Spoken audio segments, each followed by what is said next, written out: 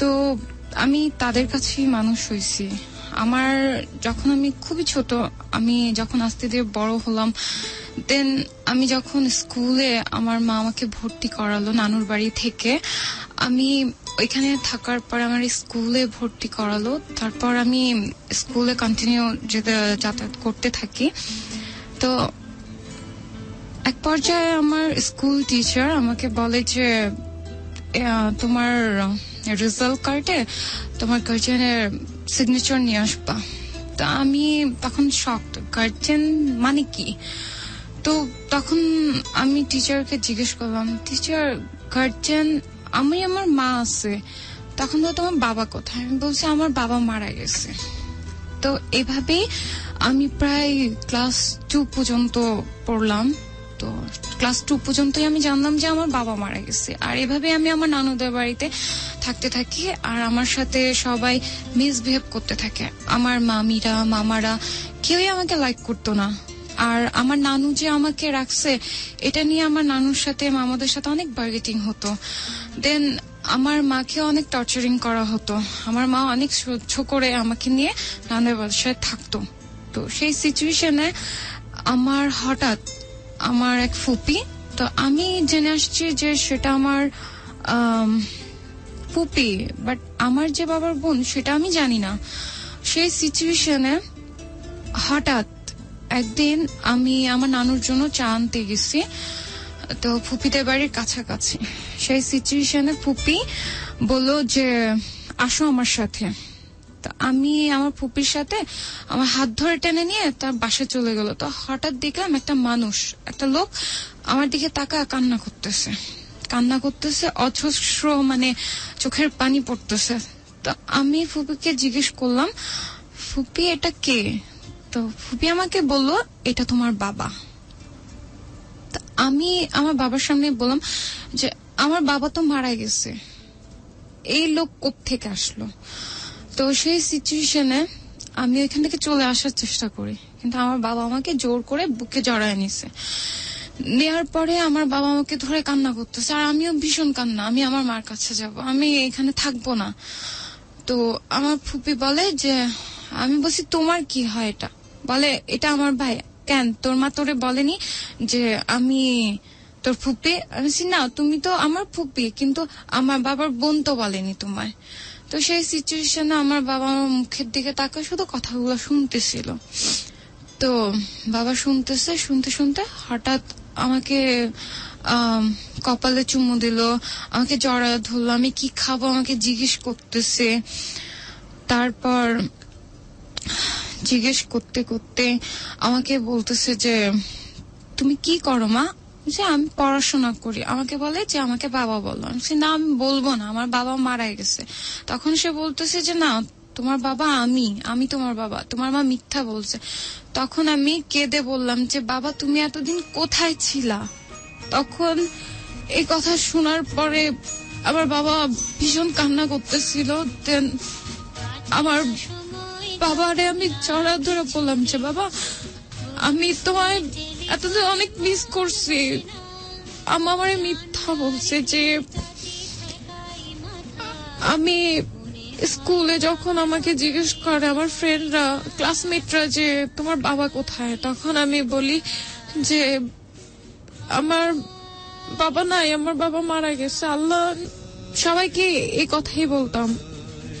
তো আমার বাবা বলে যে তোমার মা তোমারে মিথ্যা কথা বলছে, তোমার মা ভালো না, তোমার মা খারাপ, তোমার মা আমার কাছ থেকে তোমারে দূরে সরায় রাখছে। কিন্তু তার সম্বন্ধে আমি কিছুই জানি না যে কেন আমার মা তার কাছ থেকে দূরে সরায় রাখছে। সেই সিচুয়েশনে আমার মা সেদিন বাবার সাথে মিটটিট করে বাবা আমাকে চিপস টিপস সাফারি এটা সেটা কিনে দিল। আমি চলে আসছি। আমার বাবা বললো পয়লা বৈশাখে আমি তোমাকে নিয়ে বেড়াতে যাব। তো আমি বলছি না, আম্মুকে আমি জিজ্ঞেস করে নেই, না হলে আম্মু আমারে বকবে। তো বলছি না, বকবে না, তুমি যাও বাসায় যাও ফুপির সাথে। বাসায় এসে আম্মু আমার এই দিক দিয়ে খোঁজাখুঁজি শুরু করে দিচ্ছে যে আমি কোথায়, আমি চা আনতে গেছি এখনো আসি না, কি হয়েছে। সেই সিচুয়েশনে আমার মা পুরো এলাকা, আমার মামারা, আমার নানু টেন্সে পড়ে গেছে যে কোথায় গেছে মেয়েটা, একটুখানি মেয়ে, ক্লাস 2-তে পড়ি তখন। তো সেখান থেকে আমি চলে আসছি। আমার ফুপি আমাকে বাসা পর্যন্ত দিয়ে গেছে। দিয়ে যাওয়ার পরে আমার ফুপি আম্মুকে বললো যে ওর বাবা আসছিল, তাই আমি ওকে নিয়ে গেছিলাম। তো আমার আম্মু বলছে, আপনি কেন নিয়ে গেছেন, আপনি কেন নিয়ে গেছেন? আমি ওরে কোনোদিন আমি পিতার পরিচয় দিয়ে বড় করতে চাই না। ওর পিতা মারা গেছে, আমি ওরে বলছি আপনি কেন নিয়ে গেছেন। এই নিয়ে আম্মুর সাথে ফুপির সাথে তর্ক বিতর্ক হয়েছে। দেন ফুপি আম্মুর উল্টা পাল্টা কথা বলছে, গালিগালাজ করছে। তো সেই ক্ষেত্রে আমি তখনও শুধু তাকা তাকা দেখতেছি যে আসলে কি হচ্ছে এগুলা। সেই সিচুয়েশনে যখন ফুপি চলে যায়, সেই সিচুয়েশনে মাকে জিজ্ঞেস করি, মা এটা আমার কেমন ফুপি? সে বললো যে এটা নাকি আমার বাবার বোন। তো বলতেছে যে হ্যাঁ, আমি তোমার কাছে মিথ্যা বলছি, তোমার বাবা জীবিত, আর তোমার বাবা আরেকটা বিয়ে করছে। আমাদেরকে ছেড়ে যখন তুমি আমার পেটে ছিল তখনই তোমাকে ছেড়ে তোমার বাবা চলে গেছে। তারপর এভাবেই প্রায় দিনগুলো যাচ্ছিল। তো আমি বললাম, আম্মু আমি অনেক বেশি এক্সাইটেড ছিলাম যে আমার বাবা আমাকে এতদিন পর আসছে, আমাকে এত কিছু কিনে দিছে, আমাকে অনেক লাভ করে আমার বাবা।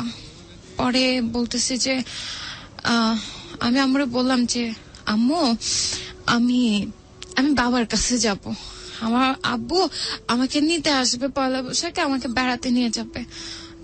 না তুমি যাবো না, তুমি যদি যাও তাহলে একবারে চলে যাও আমার কাছ থেকে। কি না মা, আমি যাব না তোমার ছেড়ে, আমি যাব না। সেই সিচুয়েশন আমার বাবা তো ওনার সাথে কোনো কন্ট্যাক্ট নেই, উনি তো চলেই গেছে। চলে যাওয়ার পরে আমি এভাবেই ওনার আশায় বসে থাকতাম যে পয়লা বৈশাখ কবে। বুঝতাম না যে আমার জিজ্ঞেস আমার পয়লা বৈশাখ কবে। বলে আম্মু বলতো যে আজকে না কালকে, কালকে না পরশু। আমি যাকে না তাকে গিয়ে শুধু জিজ্ঞেস করতাম, আচ্ছা পয়লা বৈশাখ কবে, পয়লা বৈশাখ কবে। তখন আমাকে আমার মামিরা, আমার খালামুনিরা সবাই বলতো যে তুই পয়লা বৈশাখ দিয়ে কি করবি। আমি বলছি না, আমার বাবা আসবে। তো আমার মামিরা বলে যে তোর বাবা আসবে মানে তোর বাবা না মারা গেছে। তো আমার মামি তখন আমাকে এই প্রশ্নটা করে, তোর বাবা মারা গেছে। তখন আমার মা তখন সবাইকে জানাই যে আমার বাবার সাথে আমার মিট হয়েছে। তখন সবাই বলে যে কি বলস, তুই কেন দেখতে দিলি? আম্মুরা সবাই উল্টা পাল্টা কথা। তো এক পর্যায়ে আমার মামা যখন আমি পয়লা বৈশাখে, আমার পয়লা বৈশাখ চলে আসছে, আমি খুব সাজুগুজু করে রেডি যে আমি যাব আমার বাবার কাছে। আর এর মধ্যে যে আমার স্কুলে আমি কখনোই, আমার ফ্রেন্ড সার্কেল ছিল না, কারণ আমি কারোর সাথে মিশতাম না, একা একা বসে থাকতাম। আমাকে ভর্তি করানো হয় মতিঝিল আইডিয়ালে, আমি প্লে থেকে পড়ি ইংলিশ মিডিয়ামে। তো আমাকে পড়াশোনা আমার নানুই করাতো। আজকে যদি আমার নানুর অ্যাবিলিটি না থাকতো তাহলে হয়তো বা আমাদের রাস্তায় থাকতে হতো। আমাদের মানে কি বলবো, যে পায়ের নিচে মাটি ছিল না, মাথার উপরে ছাদ ছিল না, এমন একটা সিচুয়েশন, প্রায় না খেয়ে দিন যাপন করতে হতো। সেই সিচুয়েশনে আমার নানু আমাদেরকে অনেক হেল্প করছে, তার কাছে নিয়ে আসছে, সে অনেক করছে। সে মারা গেছে, আল্লাহ তাকে বেহেশত নসিব করুক। সে আমাকে নামাজ থেকে শুরু করে, কোরআন থেকে শুরু করে সব শিক্ষা দিয়ে সে আমাকে বড় করতে বলছে, আমার মাকে। আর আমি যখন ক্লাস 2 থেকে 3-তে উঠবো, কিন্তু আমি পয়লা বৈশাখে আমি বাবার সাথে বেড়াতে গেছি। যাওয়ার পরে সেখান থেকে আমার বাবা আমাকে রমনায় নিয়ে যায়।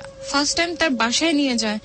বাসায় নিয়ে যাওয়ার পরে দেখি যে এক মহিলা বলতেছে এটা তোমার আম্মু, বলতেছে এটা তোমার আম্মু।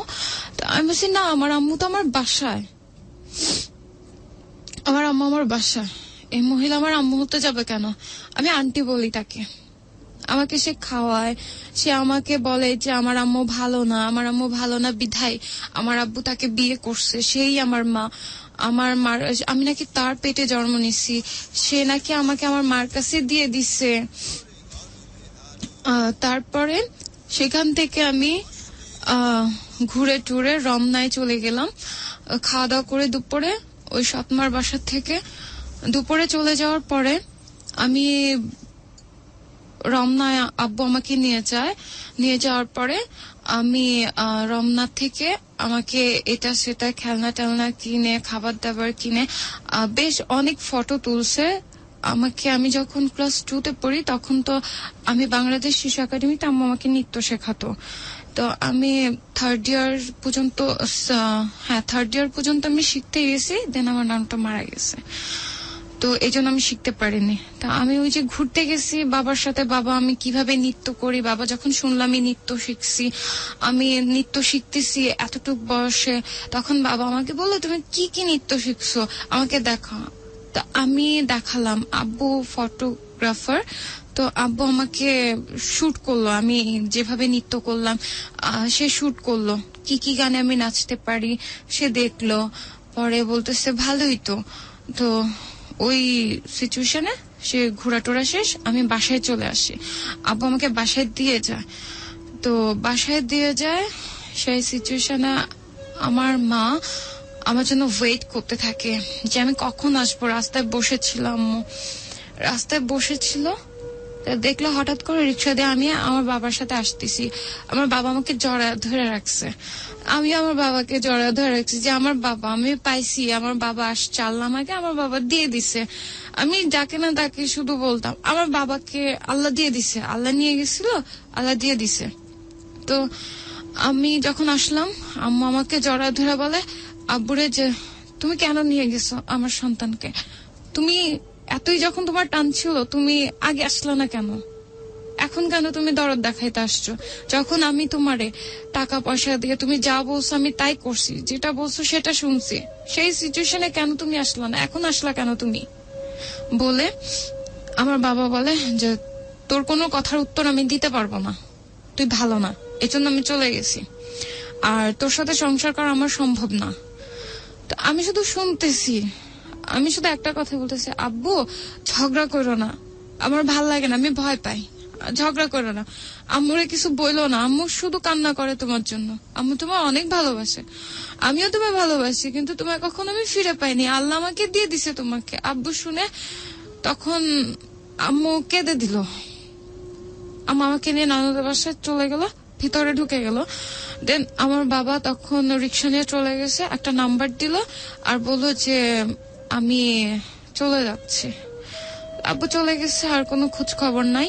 হঠাৎ আম্মু যে আমার একটা ভরণ পোষণ, আমি তো বড় হচ্ছি, যেহেতু সে বাবার অধিকার নিয়ে আমার কাছে চলে আসছে, সেক্ষেত্রে আমার মা তারপর আমার মামারা সবাই রেগে গেছে যে এতদিন আসে না এখন আসছে কেন। এজন্য আমার মামা, আমার আম্মুর 3 না 4 নম্বর ভাই, উনি বলতেছে যে ওরে কেন রাখবি, তুই তো দুধ কলা দিয়ে কালসাপ পুষতেছিস, ওরে ওর বাবার কাছে দিয়ে দে, যেহেতু আসছে না দিয়ে দে। তখন আমার মা বলেন না আমার সন্তান আমি দিব না, দরকার পড়লে আমি তোমাদের এখানে থাকবো না, আমি চলে যাব, আমার সন্তানরা আমি বুকে নিয়ে রাস্তায় থাকবো, ভিক্ষা করে খাওয়াবো, কিন্তু আমার সন্তানরা আমি ফেলবো না। তখন আমার নানু বলে যে না, আমার বাড়ি আমার ঘর, আমার মেয়ে নাতিন এই বাসায় থাকবে, আমার সাথে থাকবে। তখন আমার নানুর সাথে এক ধরনের বার্গেটিং হয় আমার মামাদের, মামারা বলে যে ঠিক আছে তাহলে তুমি থাকো তোমার মেরে নিয়া, আমরা তোমারে দেখতে পারবো না। তো এই পর্যায়ে এক কথা এগুলা গেছে, যাওয়ার পরে আমার মা এভাবে দিন যাপন করতেছে, আমি স্কুলে যাচ্ছি। দেন সবাই বলল এক পর্যায়ে গিয়ে যে তুই ওর বাবার নামে কেস কর, যে ওর বাবা ওর কোনো ভরণ পোষণ দিচ্ছে না, তো এখন কেন দাবি করতে আসছে, কোন দিন তোর মেরে নিয়ে চলে যাবে। তো সেই সিচুয়েশনে আম্মু সবার কথা শুনে কেস করে মহিলা সমিতি অফিসে গিয়ে আব্বুর নামে কেস করার পরে ওইখানে আব্বুরে একটা লেটার পাঠালো, আব্বু আসলো, এসে তারপর একটা ওইখানকার কি আসল বিষয় আছে আমি সঠিক বলতে পারবো না, কিন্তু আমি যতটুকু দেখছি যে আব্বু আমাকে জিজ্ঞেস করছে যে আমি তোমাকে অনেক ভালোবাসি, তুমি আমার কাছে একবারে চলে আসো, আমাকে এই কথা বলছে একা নিয়ে। তো আমি বলছি যে না আমি আমার মার কাছে থাকবো, আমি তোমার কাছে যাব না। তো বলতেছে আমি তোমার অনেক চকলেট দিব, অনেক আদর করব, তুমি যা চাবো আমি তোমায় তাই দিব, তোমাকে তোমার দিদাদের সাথে রাখবো। না আমি যাব না, আমি আমার মার কাছেই থাকবো, আম্মু কান্না করবে, আমি চলে যাই।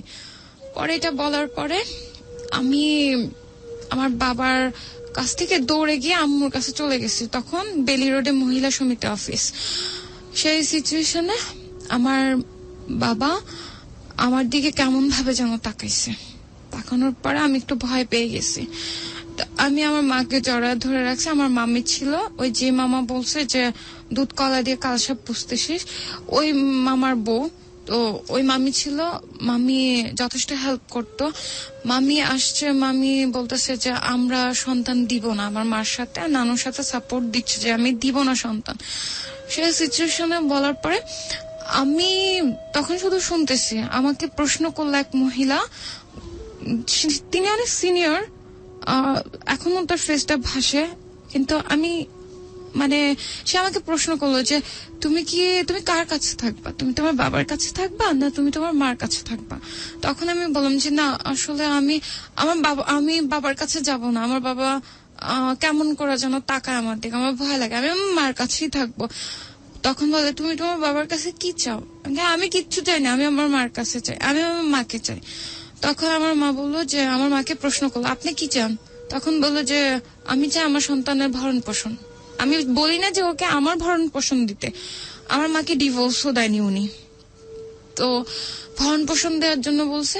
তো আমার বাবা এক পর্যায়ে রাজি হয়ে গেল, দেন হচ্ছিল না, তারপরে সে রাজি হলো। সে দেখা গেল যে 100 টাকা, দেন আপেল টাপেল ওইখান থেকে চলে আসার পরে সে মা প্রত্যেক মাসে মাসে 100 টাকা করে দিত। আর ভরণ পোষণ কি, যে সে আমাকে ফল ফ্রুটস দিয়ে, আমার এক মামা ছিল আমার খালাতো ভাই, সে আপনার যে গুলিস্তান যে মসজিদটা ওইটাতে জব করে, তো ইলেকট্রনিকে। ওই মামা বলতেছে যে ওই মামার সাথে কন্ট্যাক্ট ভালো হয়েছে, তার রিলেশনও ভালো মামার সাথে। জাভেদ মামাকে বলতেছে যে এগুলো দিয়ে গেছি, এগুলো তোমার বোনকে তুমি দিয়ে দিও। তো পাশাপাশি বাড়ি, আমাদের ফুল ফ্যামিলি হচ্ছে পাশাপাশি। তো আমার মামাকে দেওয়ার পরে আমার মামা সেগুলো নিয়ে এসে বলে যে হিন্দিতে কথা বলে আমার মামারা। তো বলতেছে সেলিনা বাজি, মানে বোনকে ওনারা বাজি বলে। তো বলতেছে যে আপা, এই যে আপনার হাজব্যান্ড এগুলো দিছে আপনার মেয়েকে। তখন বলতেছে যে কি দিছে? তো বলতেছে যে 100 টাকা দিছে আর এগুলো দিছে। এগুলা না দিলেই তো চলতো, আমি তো আমার মেয়ের ভরণ পোষণ করতে পারি। তো আমার বাবাকে ফোন দিল, দেওয়ার পরে বলতেছে যে তুমি এগুলা কি পাঠাইছো? বলছে আমি আমার মেয়েকে আমার যতটুক অ্যাবিলিটি আমি ততটুক দিচ্ছি। তো এইভাবে প্রায় যাচ্ছে, দিন যাচ্ছে তো যাচ্ছে। তো এক পর্যায়ে বাবা আমাদেরকে ভুলেই গেল, কয়েকদিন দেওয়ার পরে ভুলে গেছে, সে আর কোনো খোঁজ খবর রাখেনি। তো আমার বাবা তখন, আমরা তার খোঁজ নেওয়ার জন্য ইয়েতে যাই, গাজীপুরে যাওয়ার পরে সেখানে তাকে পাই না। অন্যদিকে তাকে দেখি যে সে এক জায়গা থেকে আরেক জায়গায় আমাদের জন্য চেঞ্জ করে। সে গাজীপুরেই থাকে, বাট সে জায়গা চেঞ্জ করে ফেলে। দেন চেঞ্জ করার পরে তাকে আমরা খুঁজে পাই না। তো আবার মহিলা সমিতিতে যাওয়ার পরে ওই অফিসে গিয়ে বলা হয় যে তাকে খুঁজে পাওয়া যাচ্ছে না, এমন সে তো কোনো ভরণ পোষণ দিচ্ছে না। তো আরেকটা লেটার যায়, তখন তার নামে কেস হয়ে যায়, ওয়ারেন্ট বের হয়। সেই সিচুয়েশনে আমার বাবা আম্মুর সাথে কন্ট্যাক্ট করার পরে আম্মুকে বলে যে দেখো, আমি ভরণ পোষণ যা লাগে আমি সব দেবো, তুমি কেসটা তুলে ফেলো, আমি তোমাদেরকে অনেক ভালোবাসি, আসলে আমি একটা ঝামেলার মধ্যে পড়ে এই ঘটনাটা হয়েছে। তা আম্মু বলে যে হয়েছে, তুমি আমার কাছে মাপ চাইছো, আমি তোমায় মাফ করে দিছি, তোমার তো একটা সন্তান আছে, তুমি এত বছর পর, আমি ওকে চাইছি তোমারে ছাড়া বড় করতে, কিন্তু তুমি কি করছো যে তুমি ওরে দেখা দিয়ে দিস, এখন তুমি তোমার মেয়েকে সামলাও, আমি কি করবো, আর আমার কোনো কিছু করার নাই। তো আমার মা এইভাবে বলে কেস তুলে ফেললো, তার মিষ্টি মিষ্টি কথায় আর কি। আমার বাবা খুব সুন্দর মিষ্টি কথা বলতে পারে, তো সে মিষ্টি কথায় মানে আম্মুকে পটায় ফেলছে। আম্মুর কেস তুলে ফেলার পরে শুরু হলো 200, 300, 500 এভাবে করতে করতে 800 টাকা দেওয়ার পরে সে আমাকে শীতের কাপড়, খাবার দাবার এভাবে দিতে দিতে হঠাৎ একদিন আমার নানুটা মারা যাওয়ার পরে তখন আমার বাবাও চেঞ্জ হয়ে যায়, যে এখন তো পাশে নাই, কে আমাদেরকে খরচ দিবে, আমরা যে একটা আইনের সাহায্য নিব, কেস করব, সেখানেও তো টাকার দরকার আছে। কে দিবে, আমার নানু ছাড়া তো কেউ দিবে না, কারণ মামারা তো আমাদেরকে লাইক করে না। তো এই জন্য সে কি করলো, আবার ব্রেকআপ, তার সাথে রিলেশন। আম্মু আমি নানুদের বাসায় থাকি, এভাবেই তাকে খুঁজতে থাকে আম্মু আমাকে সাথে করে নিয়ে নিয়ে, আর আমি এখানে পড়াশোনা করতে থাকি। তো আমার নানু মারা যাওয়ার পর থেকেই আমার বাবা একটু তার মানে সাহসটা বেড়ে গেছে, যে সে আমাদেরকে কোনো কিছু দিতে চাচ্ছে না। তো এইভাবেই যেতে যেতে হঠাৎ আমি তখন একটু মানে ক্লাস 2 থেকে 3-তে চলে গেলাম। 3-তে যাওয়ার পরে ওই আমার নানুটা মারা গেল। নানুটা মারা যাওয়ার পরে আমি তখন একটু বুঝি। তখন আমি আমার মাকে প্রশ্ন করি, মা বাবা কেন চলে যায় বারবার, কেন ফিরে আসে না, কি হয়েছে আমারে বলো না কেন তুমি? তখন বলে যে আসলে তোমার বাবা আরেকটা বিয়ে করছে। আর আমি হ্যাঁ আমি তো শুনছি, সে মহিলার সাথে আমি দেখা করছি, সেখানে আমি একটা ছোট বাবু দেখছি আর একটা বড় বাবুনি দেখছি। তো বলতেছে বড় বাবুনি বলতে? আমি হ্যাঁ আম্মু, আব্বুকে বাবা বলে ডাকছে, আর একটা তো ছোট বাচ্চা। তো বলতেছে যে তুমি দেখছো? আমি হ্যাঁ। চলো কোথায় দেখছিলাম? আম্মু আমি কোথায় দেখছি বলতে পারি না, তবে আমি নাম শুনছি মুগ্ধা, আমাকে নিয়ে গেছে। তা আম্মু আমাকে নিয়ে বলছে তুমি চিনবা? আমি হ্যাঁ আমি চিনবো। তো আম্মুর সাথে আমি রিক্সা করে মুগ্ধা চলে গেলাম। এভাবে খুঁজতে খুঁজতে খুঁজতে খুঁজতে সারাদিন পার হয়ে গেল, বাবাকে আর খুঁজে পেলাম না। তো আমার বাবা আর খুঁজে পাচ্ছি না। হঠাৎ একদিন আমার মামার কাছে 500 টাকা দিয়ে কিছু ফল দিয়ে বাবা চলে যায়, আর একটা নাম্বার, আরেকটা নাম্বার, আমাদের জন্য নাম্বারও সে দিনের পর দিন চেঞ্জ করতে থাকে। আর আমরা যদি তার খোঁজ খবর নিতে যাই, তো হঠাৎ একদিন জানতে পারলাম সে গাজীপুরে স্টুডিও, দেন ওইখানে সে স্টেট মানে থাকে। তো ওইখানে ওই যে আমার সৎমা, সে গার্মেন্টসে চাকরি করে, মানিকনগর থেকেই তাদের সাথে রিলেশন হয়েছে। তো তাদের সাথে রিলেশন হওয়ার পরে তারা ওইখান থেকে গরিব গার্মেন্টস থেকে আবার বাবার সাথে রিলেশন হয়েছে। হওয়ার পরে যখন আমি জানতে পারলাম যে হ্যাঁ, ওই আমি আমার মাকে যখন প্রশ্ন করলাম যে মা বাবার সাথে কিভাবে রিলেশনটা হয়েছে, তখন বলে যে তোমার বাবার নিচে স্টুডিও করে দিছিলাম, তোমার বাবা কি কাজ করবে, তো তোমার বাবাকে তোমার নানু স্টুডিও করে দিছে, আর উপরে ছিল গার্মেন্টস, গরিব গার্মেন্টস মানিকনগর। তো সেখানে আমার বাবাও ওই গরিবে একটা শো হচ্ছিল, হওয়ার পরে আমার বাবা সে শোতে যায় ভিডিও করার জন্য, ছবি তোলার জন্য, তো তার সহপাঠীদেরকে নিয়ে। তো যার পরে এক পর্যায়ে মহিলার সাথে রিলেশন হয়ে যায়। রিলেশন হওয়ার পরে তার সাথে সে বিয়ে করে ফেলে। দেন মহিলার যে প্রথম সন্তানটা সেটা তার আগের ঘরের, আর দ্বিতীয় সন্তানটা আমার বাবার। তো এভাবে সম্পর্ক হতে থাকে। তো আমি তখন নাকি আমি 2 বছরের বেবি ছিলাম। তো আমার 1 বছর তো সে আমাকে পেটে দিয়ে আমার মার কাছ থেকে চলে গেছে, আর সে আবার রিটার্ন আসে যখন আমার মা টাকা দেয়, তখনই রিটার্ন আসে। যেমন 1 লাখ, 1.5 লাখ, 2 লাখ টাকা আমার নানুদের কাছ থেকে নিয়ে আমার মা দিত আমার বাবাকে, বিদেশ যাবে সেক্ষেত্রে। তো এগুলা করতে করতে তো বাবা নাকি হঠাৎ বাবাকে টাকা দেওয়া বন্ধ করে দিছে, বাবা নাকি আমাদেরকে ছেড়ে আবার চলে গেছে, আবার টাকা দেয় আবার চলে আসে, এভাবেই সে করতে থাকে। তারপরেই সে বিয়ে করে আম্মু হঠাৎ জানতে পারলো শবে বরাতে জানতে পারলো যে শবে বরাতের দিন আমার নানু আমার বাবাকে অনেক ওই যে আপনার কি বলে যে পাকিস্তানি যে ড্রেস গুলা পরে না, যে যে বড় বড় মানে কাবলি ড্রেস, হ্যাঁ ওগুলা আমার বাবাকে বানায় দিচ্ছে। তারপরে হচ্ছে আমার বাবাকে একটা জায়নামাজ গিফট করছে, যে হজ থেকে নিয়ে আসছিল আমার নানু। তারপরে আমার নানু গিফট করার পরে বলছে যে এটা শবে বরাতে তুমি পড়ো আর নামাজ পড়তে চেও। তো আমার নানু বাজার টাজার করে দিছে, আমার বাবা তখন 1 টাকাও দেয় না আমার মাকে। তো তখন আমার বাবা নামাজ পড়তে যাবে, আমার মা রান্না বান্না করলো, খুব সুন্দর একটা মানে কি বলবো হ্যাপি ফ্যামিলি। তো আমি তখন খুব ছোট, আমার মা আমাকে বেডে শুয়ে রেখে আম্মু কাজ করতেছে, বাবা আসলো স্টুডিও থেকে এসে বললো যে আমাকে ড্রেস দাও, আমি গোসল করবো, নামাজে যাবো। তা আমার মা রোজা ছিল সারাদিন, রোজা টোজা খুলে আব্বুকে বললো যে আমি তো রোজা ছিলাম, দাঁড়াও আমি একটু ফ্রেশ হয়নি, নামাজটা শেষ করে ফ্রেশ ট্রেশ আমি তোমাকে দিচ্ছি। তো সেই সিচুয়েশনে আব্বু ওয়েট করলো আমাকে নিয়ে, নাকি খেলাধুলা করতেছিল। তো আম্মু সেদিন অনেকটা বেশি হ্যাপি মুডে ছিল বাবা। তো বাবা কি করলো যে আমি আমি ঘুমিয়ে পড়ছি এক পর্যায়ে। তো আমার মা নাকি বাবাকে সবকিছু দিল, বাবা গোসল টোসল সেরে জানামাজ না চলে গেল ইয়েতে মসজিদে। যাওয়ার পরে বলতেছে যে সেদিন রাতে আর আসেনি, পরের দিনও আসেনি সে। এভাবে আম্মু অনেক টেন্স হয়ে গেল যে এটা কি হচ্ছে, এখনো আসে না। তা আম্মু খুব ভয় পেয়ে গেল যে এখনো আসে না, আমি একটু খোঁজ খবর নেই।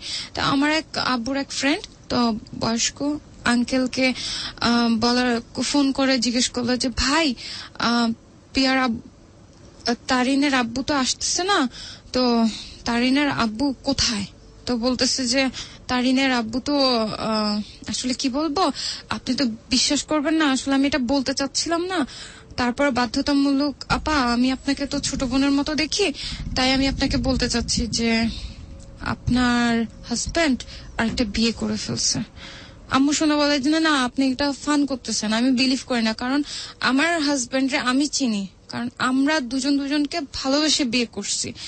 আর আমার আম্মু আব্বু হচ্ছে বিয়ে, আমার বড় মামা আমার ফুপিকে বিয়ে করছে, দেন আমার মার সাথে অ্যাফেয়ার হতে আমার মার সাথে বিয়ে হয়েছে।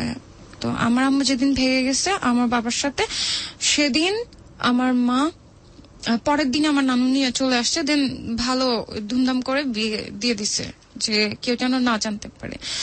তো ওই তখন থেকে আমার বাবার একটা ক্ষোভ ছিল যে আমার মার ভালো অ্যাবিলিটি, সে আমার মার কাছ থেকে টাকা নিতে পারবে, সে মানে নিজেকে স্ট্যাবল করতে পারবে।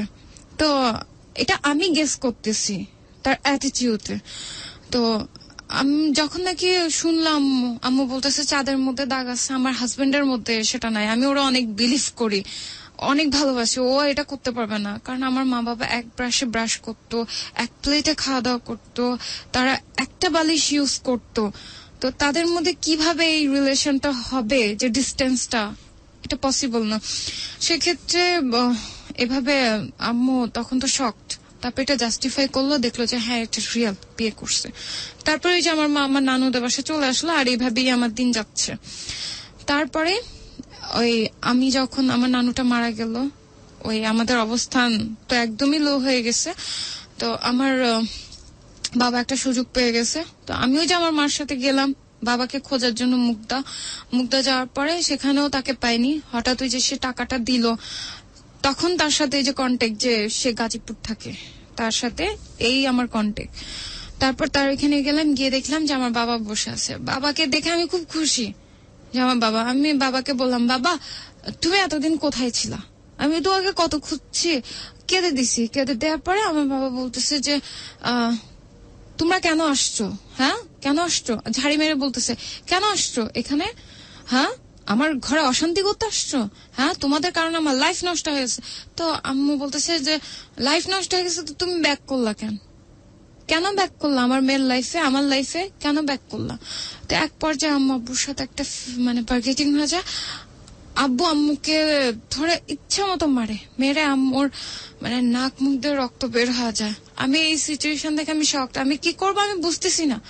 তো আমি ভয় পেয়ে গেছি, আমার জ্বর এসে পড়ছিল নাকি। তারপরে সেই সিচুয়েশনে ওইখান থেকে মাছটার খাওয়ার পরে বাবা আমাদেরকে বাসে তুলে দেয়, দেন সে কিছু টাকা দিয়ে দেয়, আমরা চলে আসি। আসার পরে আম্মু বলে যে আব্বু বলছে যে আমাদেরকে খাওয়ান খরচ দিবে। তো এইভাবে সে দিতে থাকে 800 টাকার থেকে হলো 900 টাকা, 900 টাকা থেকে 100 টাকা করে শুধু বাড়তে। তো আমি বেশ খানিক ক্লাস 4-5 আমি আইডিয়াল থেকে বের হয়ে গেলাম। বের হওয়ার পরে আমার কোনো ফ্রেন্ড সার্কেল ছিল না। যেই আমাকে জিজ্ঞেস করতো তোমার বাবা কোথায়, আমার বাবা না অনেক দূরে থাকে। আমি কাউকে বলতে পারতাম না, যে আমার সবাই বলতো, স্কুলের টিচাররা বলতো তোমার বাবাকে নিয়ে আসো। তখন আমি খুব কান্না করতাম যে আমার বাবা আসবে না, আমার বাবা অনেক দূরে থাকে। তো বলতেছি তোমার বাবা কি বিদেশ থাকে? তো বলতাম যে না। তো বলতে যে তুমি না বলতে এতদিন তোমার বাবা মারা গেছে। তো আমি বলছি না, আমার বাবা বেঁচে আছে, আল্লাহ ব্যাক করে দিছে, আমার বাবাকে আমার কাছে দিয়ে দিছে। সপ্তাহ, আমার বাবা এখন অনেক দূরে থাকে। বলার পরে আমাকে সেখান থেকে প্রশ্ন করলো যে ঠিক আছে, তুমি তোমার মাকে নিয়ে আসবে, তোমার মার সাথে কথা আছে, আমার প্রিন্সিপাল। তো আমি আমার মাকে বললাম, আম্মু আমি তো বের হয়ে আসতেছি, আমি খুব ভালো রেজাল্ট করি, আমাকে এখান থেকে আমাকে সার্টিফিকেট দেওয়া হয় যে আমি খুব ভালো রেজাল্ট করছি, আমার মার্কশিট, আমি অল সাবজেক্টে A+, হ্যাঁ আমি গ্রেড, আমার ইংলিশ, ম্যাথ, এভরিথিং, অল সাবজেক্টে আমি পারফেক্ট মানে রেজাল্ট আসছে। তা স্যাররা খুব মানে আমাকে নিয়েও হইচই যে এই মেয়েটা খুব ভালো। আমি কারোর সাথে কথা বলতাম না, ফার্স্ট বেঞ্চ, অলওয়েজ আমি ফার্স্ট বেঞ্চে বসতাম, আমার পেছনে আমি বসতাম না। আর আমার সাথে মানে সবার সাথে তেমন একটা কথা হতো না, কিন্তু আমার এটা কি ইংলিশ মিডিয়াম ছিল প্রথম দিকে? হ্যাঁ হ্যাঁ। এবং তারিনের অ্যাকসেন্ট এবং স্পেশালি ওর প্রোনাউন্সিয়েশন, এটা অবশ্যই অবশ্যই ইট সাউন্ডস রিয়েলি গুড।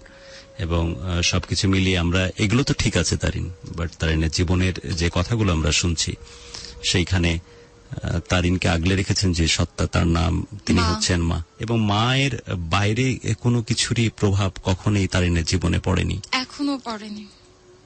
এবং মা সত্তার পক্ষে হয়তো সম্ভব যে সমস্ত কষ্ট, সমস্ত দুঃখ, সমস্ত ক্লেশ যা কিছুই আছে না কেন, সবকিছুকে পদদলিত করে তার সবচাইতে প্রিয়তম ওই মানুষটিকে, তার নারী ছেড়া ধন, তার সন্তানকে এভাবে আগলে রাখা যায়। সে আজকে 22 বছর যাবত সে আমার জন্য তার সুখ ত্যাগ করছে। তার অনেক বিয়ের প্রপোজাল আসছে, সে আমার জন্য বিয়ে করেনি, সে আমার জন্য কোনো ভালো জব করেনি। যে সে যেখানেই জব করতে যায় তাকে অফার দেওয়া হয় বিয়ের, কোনো মানে বাজে রিলেশনের না, জাস্ট বিয়ের। সে ছিল ভদ্র একটা ফ্যামিলির মেয়ে, আর সে খুব ভালো একটা, তার মানে কি বলবো, তার মাইন্ড মানে খুবই সরল। সে কি বলবো যে সে ইজিতে সবাইকে বিলিভ করতে পারে। আর আমার মা এমন একজন ব্যক্তি যে সে অল্পতে সবাইকে ভালোবেসে ফেলে। সে মানে মানে কি বলবো যে আপনাদের প্রোগ্রামটা যখন শোনে আম্মু, তখন সে স্পেশালি আপনার ব্যাপারে গুরু মানে কি বলবো, সে বলে যে আমি যদি আমার আল্লাহ আমার মৃত্যুর একদিন আগে অন্তত গুরুকে আমাকে দেখায়, আমি তাকে একদিন যেন দেখতে পারি, এই কথা বলে সে। সে প্রায় বলে, ইভেন সে আসতেও চায়। আমি বলছি আমি কিভাবে কি করবো, তো গত সপ্তাহে আমি বললাম যে আচ্ছা একটা SMS করে দেখি যে আসলে তোমার ভাগ্যে আছে কিনা, তুমি রিয়েল মন থেকে চাইছো না। আপনার মাকে আসছেন সাথে? হ্যাঁ আম্মু আসছে। একটু ডাক দিয়ে নিয়ে আসেন তো, এখন ডাক দিয়ে নিয়ে আসেন, বা তুমি একটু টেকনিক্যালি একটু ফোন দাও, ওই রুম থেকে নিয়ে আসো। আমাদের সাপোর্টে যারা আছে মেঘলা একটু ফোন দিয়ে ডাকো যে মা এখানে আসো। আসলে মা আপনাকে অনেক বেশি লাভ করে। যখন রেডিও আমারে শুনতো, মানে কি বলবো যে আম্মু বলতো যে আমি স্টোরি না বলে আমি একদিন যদি তাকে গিয়ে দেখে আসতে পারতাম, কিন্তু আসলে তার হেলথ প্রবলেম ছিল, সে 2-2বার স্ট্রোক করছে। এই জন্য ফোন কি দেওয়া হলো মেঘলা? হ্যাঁ, উনি গেস্ট রুমে বসা আছেন, তাই তো? একটু বলো যে তাড়াতাড়ি যেন ওনাকে নিয়ে আসে।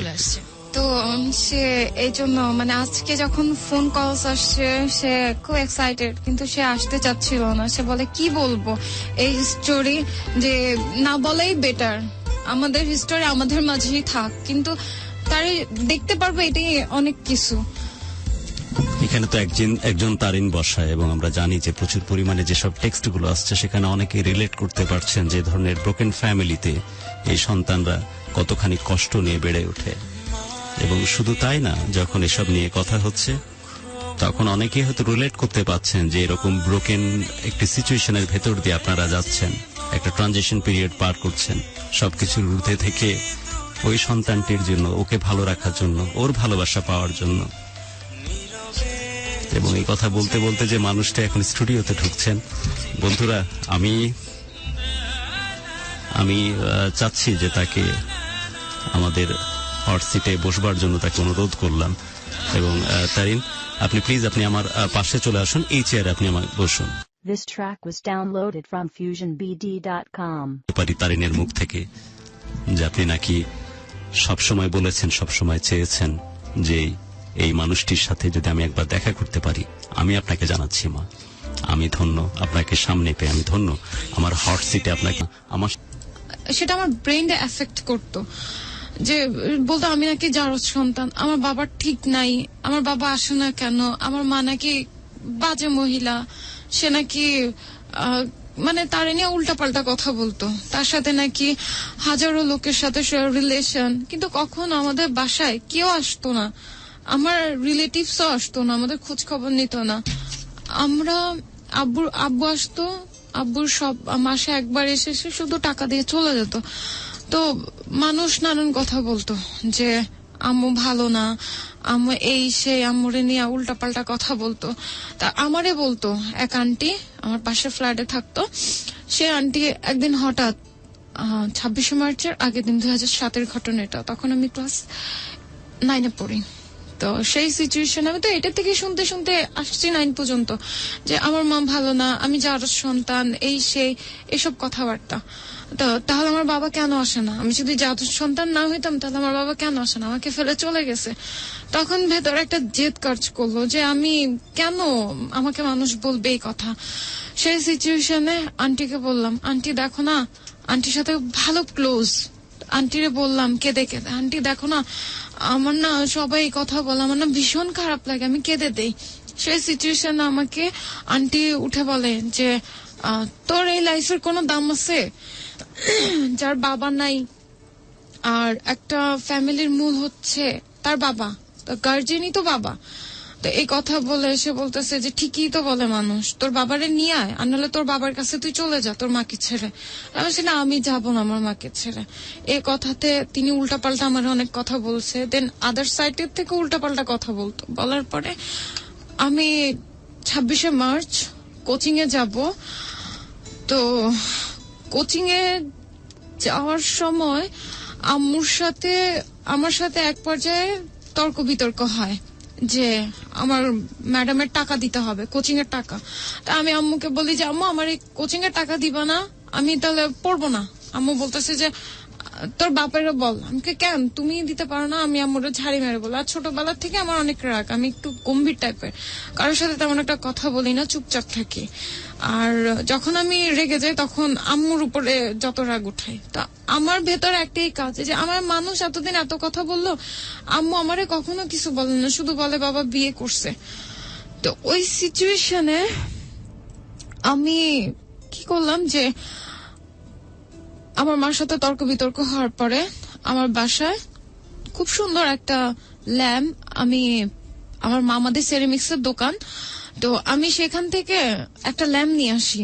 কেরোসিন তেল ওটাতে ভরা যায়, প্রায় কেরোসিন তেল ভরা যায়। তো আমার ভীষণ ভালো লাগতো ওই ল্যাম্পটা, আর ওইটা ছিল খুব কালারিং একটা ল্যাম্প, খুবই সুন্দর।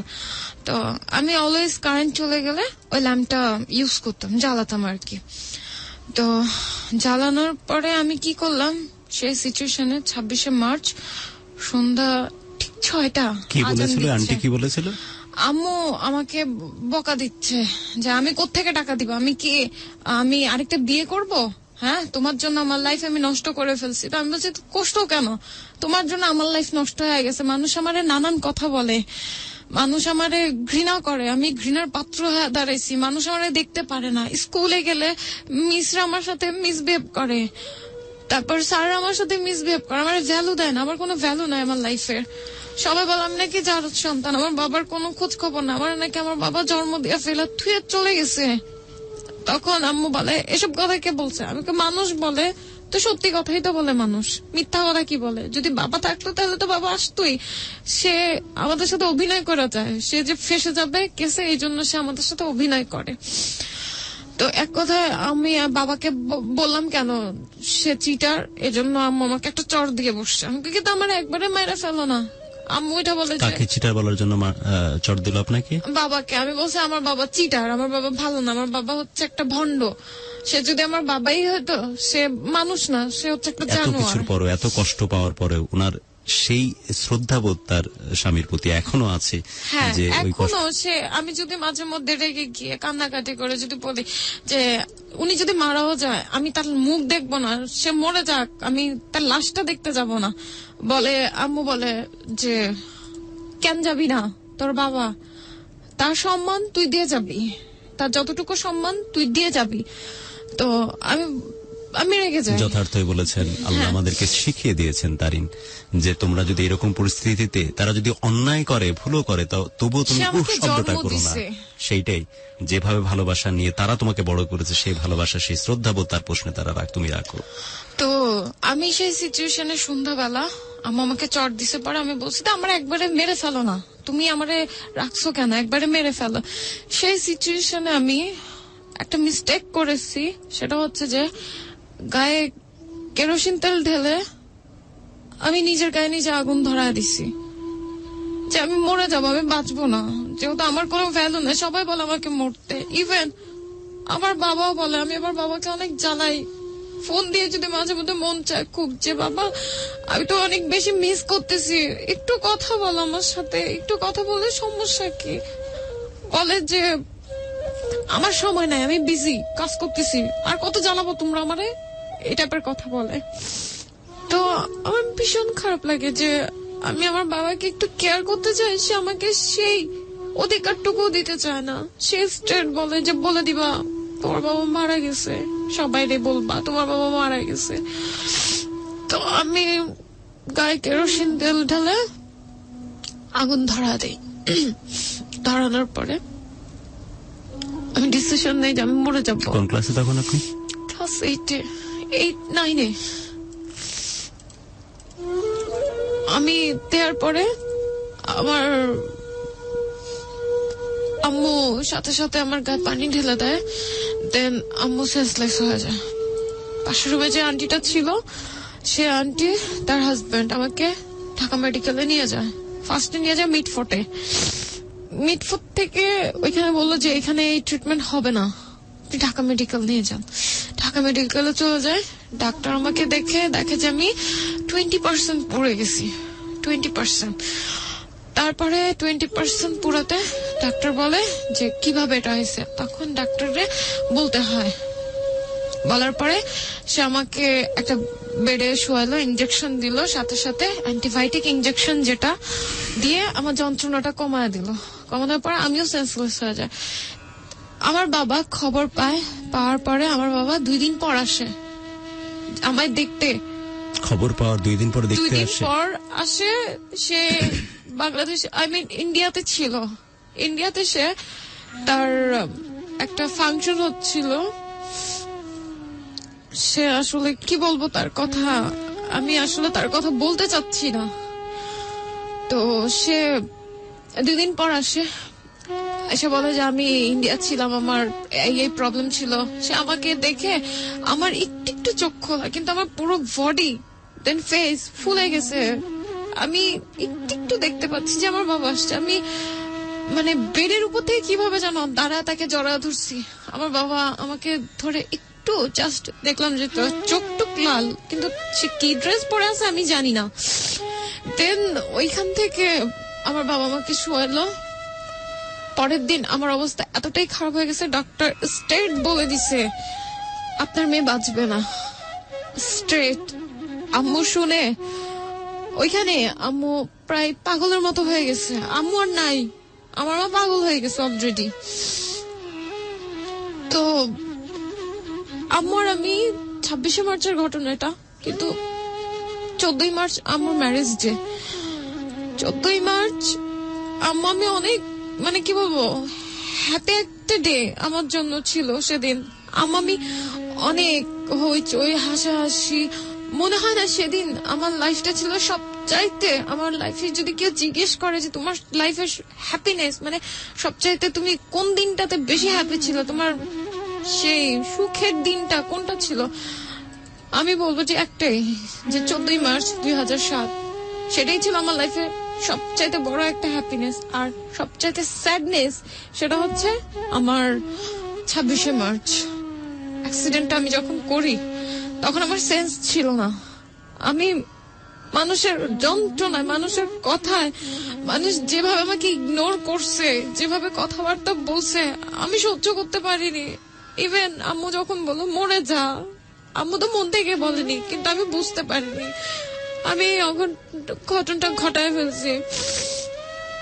আমাকে অনেক ভালোবাসে, আমি আমার মাকে অনেক ভালোবাসি, এতটা ভালোবাসি যে আমার মা যদি আমাকে বলে যে তুমি এখন আমার জন্য জান দিয়ে দাও, তোমার আমি দিতে পারবো, আমি মরে যেতে পারবো আমার মার জন্য।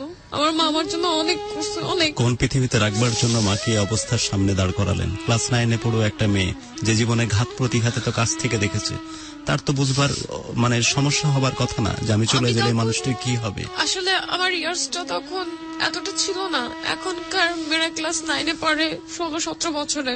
আমি তখন আমার বয়সটা ছিল 13, আর আমি বুঝা উঠতে পারিনি। ইভেন আমার ফ্যামিলি থেকে উল্টাপাল্টা কথা বলছে, যেসব কথা বলছে আসলে আমি এখানে সেগুলো কথা বললে মানে কি বলবো, খারাপ ভাষা ইউজ করা হয়। দেন আমাকে মেরে ফেলার কথা বলে, আমার ফ্যামিলি থেকে আমাকে ফেলে দেওয়ার কথা বলে। আমি নাকি ভালো না, আমি নাকি পাপ, আমি নাকি অপায় অলক্ষী, আমার সংসার নাকি আমি খাইছি, এই টাইপের কথা বলে আমার মামিরা। আমি সবসময় একা একা থাকি, এত বিয়ের অনুষ্ঠান যে আমার মাকে ইনভাইট করে, কিন্তু আমাকে কেউ বলে না আসতে, কেউ আমায় ডাকে না, কেউ আমায় কাছে ডাকে না, সবাই আমায় ইগনোর করে। This track was downloaded from FusionBD.com. সারাদিন প্রত্যেকটা দিন পেপার টেলিভিশন খুললে ইনফরমেশন টেকনোলজি এমন একটি লেভেলে পৌঁছেছে, এইভাবে দাবি করে আমাদের বিভিন্ন জায়গা থেকে বিভিন্ন বোদ্ধারা। কিন্তু এই পৃথিবীতে যে সময় আমরা আমাদের আমাদের আমাদের জীবন মান অন্য একটি জায়গায় গিয়ে পৌঁছেছে, এখন পৃথিবীতে তো বটেই, বরং মহাকাশে এমনভাবে নিজেদের বিস্তার আমরা দিনকে দিন অর্জন করতে চলেছি। গর্বের বহু জায়গা তৈরি হচ্ছে। কিন্তু দেখুন, দুইজন মানুষকে আজকে আমি আমার স্টুডিওতে বসিয়েছি। দুইজন ভালোবাসার বাংলাদেশের হট সিটে দুইটি চেয়ারে বসে আছি। কোনো এন্ড থেকে, কোনো অ্যাঙ্গেল থেকে মনুষ্যত্বের সামান্যতম প্রকাশ, সামান্যতম সাহচর্য এই দুইটি মানুষের কপালে কি কখনো জুটেছে? কিন্তু তারা তাদের জায়গা থেকে চেষ্টা করেছে কিভাবে ভালো লাগা, ভালোবাসা দিয়ে চারিপাশকে বেঁধে রাখা যায়। আমি অবাক হয়ে যাই যখন তারিন তার মায়ের কথা বলছিলেন যে আমি যখন ক্লাস 8-এ বা 9-এ পড়ি, সেই সময় যখন মাকে বলেছিলাম যে ওই ভদ্রলোক তো চিটার, ও যদি ফ্রড না হতো তাহলে বাবা হিসেবে সে অবশ্যই তার দায়িত্ব পালন করত।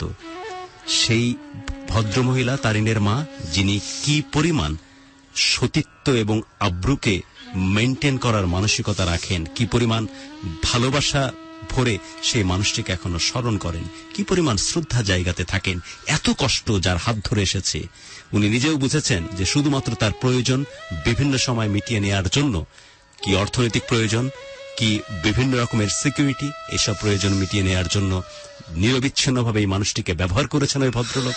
তারপরেও তার বিরুদ্ধে সামান্যতম কথা তিনি সহ্য করতে পারেননি। সেদিনও কিন্তু সেই মেয়েকে চড় মেরেছেন এই কারণে যে সে কেন তার বাবার বিরুদ্ধে বলল, এই ধরনের ল্যাঙ্গুয়েজ ব্যবহার করলো।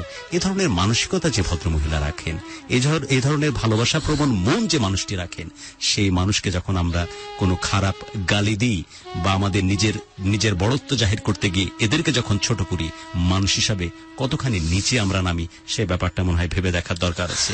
আর তারিন, আপনার হাত দিয়ে যে ঘটনাটা ঘটলো, আপনি যে কাজটি করলেন, তখন কি রকম আস্ফালন করছিলেন সে মানুষটি, তার কাছ থেকে আমরা একটু শুনি। যখন আপনি জানলেন, দেখলেন যে এরকম একটি অবস্থা, নিজের শরীরে আগুন জ্বালিয়ে দিয়েছে তারিন, তখনকার আপনার অভিব্যক্তি, পরিস্থিতিগুলো একটু যদি আমাদেরকে বলেন।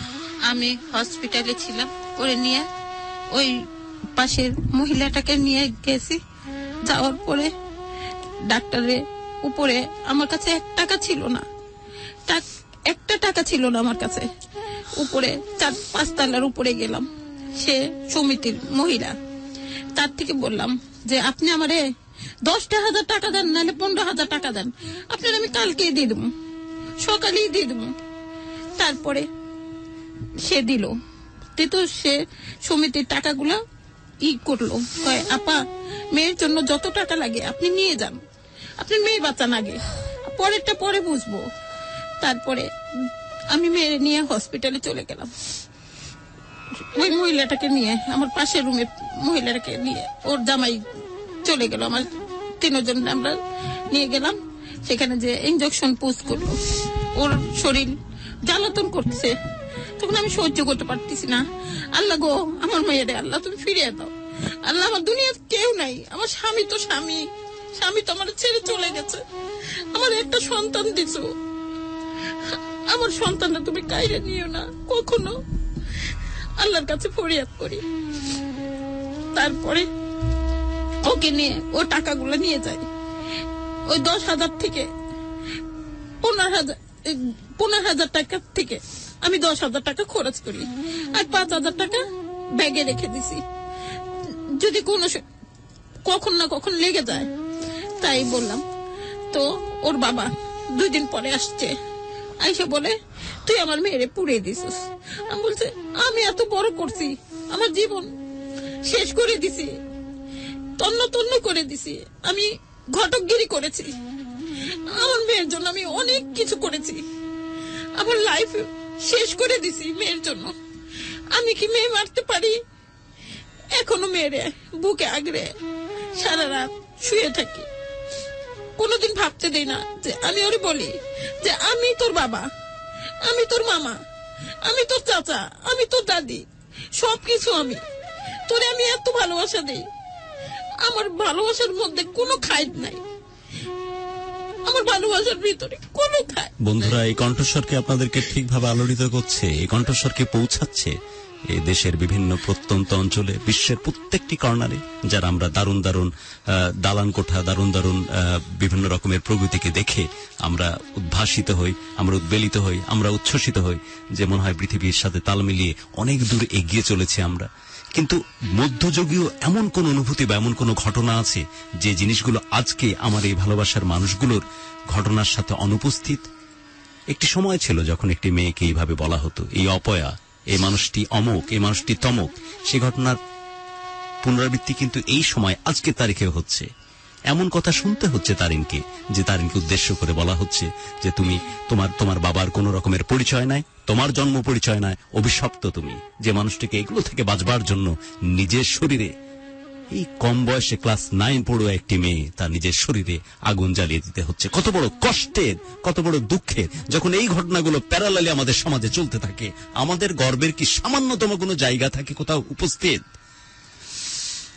যখন এ ধরনের দুঃখ, এ ধরনের নির্লজ্জকর ঘটনা সমাজে ঘটতে থাকে, যখন দিনের পর দিন, মাসের পর মাস, বছরের পর বছর তারিনের বাবা নামধারী সেই মানুষটি সুযোগের সদ্ব্যবহার করে আর দিনের পর দিন টাকা উপার্জনের ব্যবস্থা করে এই মানুষটির কাছ থেকে, যখন তার বিপদকে ম্যানেজ করবার জন্য এই মানুষগুলোর সাথে ডাবল স্ট্যান্ডার্ড প্লে করে প্রত্যেকটা সময় এবং ম্যানেজ করে চলে, যখন তার নিজের সুখটাকে অক্ষুণ্ণ রেখে এই মানুষগুলোকে দিনকে দিন কষ্টের মধ্যে ঠেলে দেয়, ফাইনালি যখন বার্ন ইউনিটে বসে জীবন এবং মৃত্যুর সন্ধিক্ষণে তারিন তখন এসে বলার চেষ্টা করছে এমনই মাকে, যে মা জীবনের সবটুকু নির্যাস ঠেলে দিয়েছে তার সন্তানটাকে বাঁচিয়ে রাখার জন্য, তাকে বলছে যে তুই তো পুড়িয়ে দিয়েছিস আমার সন্তানকে। কত বড় ধৃষ্টতা, কত বড় ধৃষ্টতা!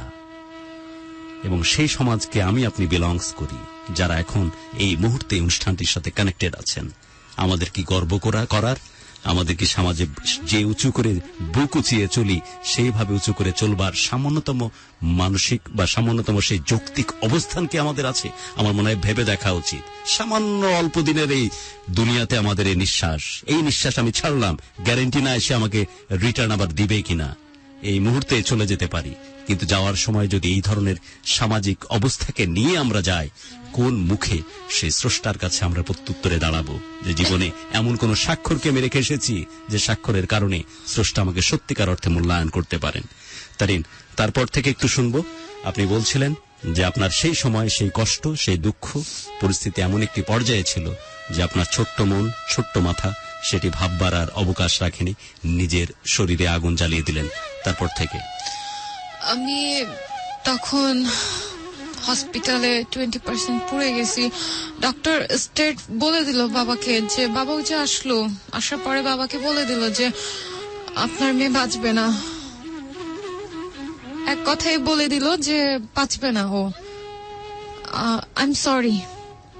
তখন আম্মু বলল চিৎকার করে যে যত টাকা লাগে আমি দিব, আপনি আমার মেয়েকে বাঁচান, আমার মেয়েকে বাঁচান, যত টাকা লাগে আমি, দরকার পড়লে আমার গায়ের রক্ত আমি নিজেরে দরকার পড়লে বিক্রি করে দিব, আমার মেয়েরে বাঁচান, আমি আমার যা আছে আমি সব বিক্রি করে দিব, আপনি আমার মেয়েরে বাঁচান। তারপর আম্মু এগুলা বলে আম্মু সেন্সলেস হয়ে গেল। তারপরেই আম্মু কি করলো, ওইখানে ডাক্তার বললো যে ঠিক আছে আমি দেখি কি করা যায়। ডাক্তার আমার ট্রিটমেন্ট শুরু করলো। দেন 2.5 মাস আমি বার্নি ইউনিটে থাকি। 2.5 মাসের মধ্যে ডক্টর কিশোর আমার অপারেশন করে, উনি আমার ট্রিটমেন্ট করে। ডক্টর কিশোর স্কিন সার্জারি করে ফেললো কাঁচা অবস্থায়। আমার পুঁজ বের হচ্ছে, আমার এখানে পুরো মানে কি বলবো যে এখানে আমার হাড়ি দেখা যাচ্ছে, আমার হাড় যেটা আমি মানে তখন একটু স্বাভাবিকভাবে আম্মুর যত্নে আমি সুস্থ হয়েছি। আমি বলবো না যে আমি। এবং বন্ধুরা, আমাদেরকে হয়তো এই দৃশ্যগুলো দেখতে হয়, অনেক ভালো লাগার দৃশ্য যখন আমার এখানে তৈরি হয় তখন যেমন আমি আফসোস করি আপনাদেরকে দেখাতে পারি না, আর আপনারা বেঁচে যাচ্ছেন যে অনেক কষ্টের দৃশ্য কিন্তু আমাকে দেখতে হয়। এখন যে যতটুকু আমি দেখতে পাচ্ছি যে থুতনির নিচ থেকে গলা অবধি এখনো একদম পুরো মাত্রায় ঝলসে যাওয়ার পরে যে অবস্থাটা তৈরি হয় সেই অবস্থাতে আছে। যদিও সাকসেসফুল একটি সার্জারি ছিল যে কারণে হয়তো অনেকটা কাভার হয়েছে, মুখটা এখনো সেই অর্থে অবিকৃত আছে, কিন্তু থুতনি থেকে গলা অবধি সেই জায়গাগুলো এখনো ঝলসে আছে। তারপর তো আম্মু ডক্টররা সবাই বলছে যে আসলে এটা আমাদের, আমরা বলবো না যে আমরা অপারেশন করাতে, আমরা ট্রিটমেন্ট করাতে আপনার মেয়ে ভালো হয়েছে, আমরা বলবো যে আপনার মেয়ে আপনার জন্য ভালো হয়েছে, আপনার বিশ্বাস, আপনার সেবা, আপনার ট্রিটমেন্টের কারণে আপনার মেয়ে ভালো হয়েছে। ডাক্তাররা আম্মুকে স্যালুট জানাইছে যে আমাদের হাতে এমন কেস অনেক আসে, আমরা বাঁচাতে পারি না, কিন্তু আপনার মেয়েকে আপনি বাঁচাইছেন, আমরা বাঁচাইনি, আপনি উসিল্লা, আল্লাহ বাঁচানোর মালিক। পরে আমাকে নিয়ে যায়, 9 মে আমার বার্থডে থাকে, তো 7 মে আমাকে বলে দেয় 8 মে আমার অপারেশন। পরে আমি অপারেশনের জন্য যাই। অপারেশনের জন্য যাওয়ার পরে আমাকে 2.5 মাস আমি ছিলাম হসপিটালে, তো আমাকে তাড়াতাড়ি অপারেশন করে ফেললো।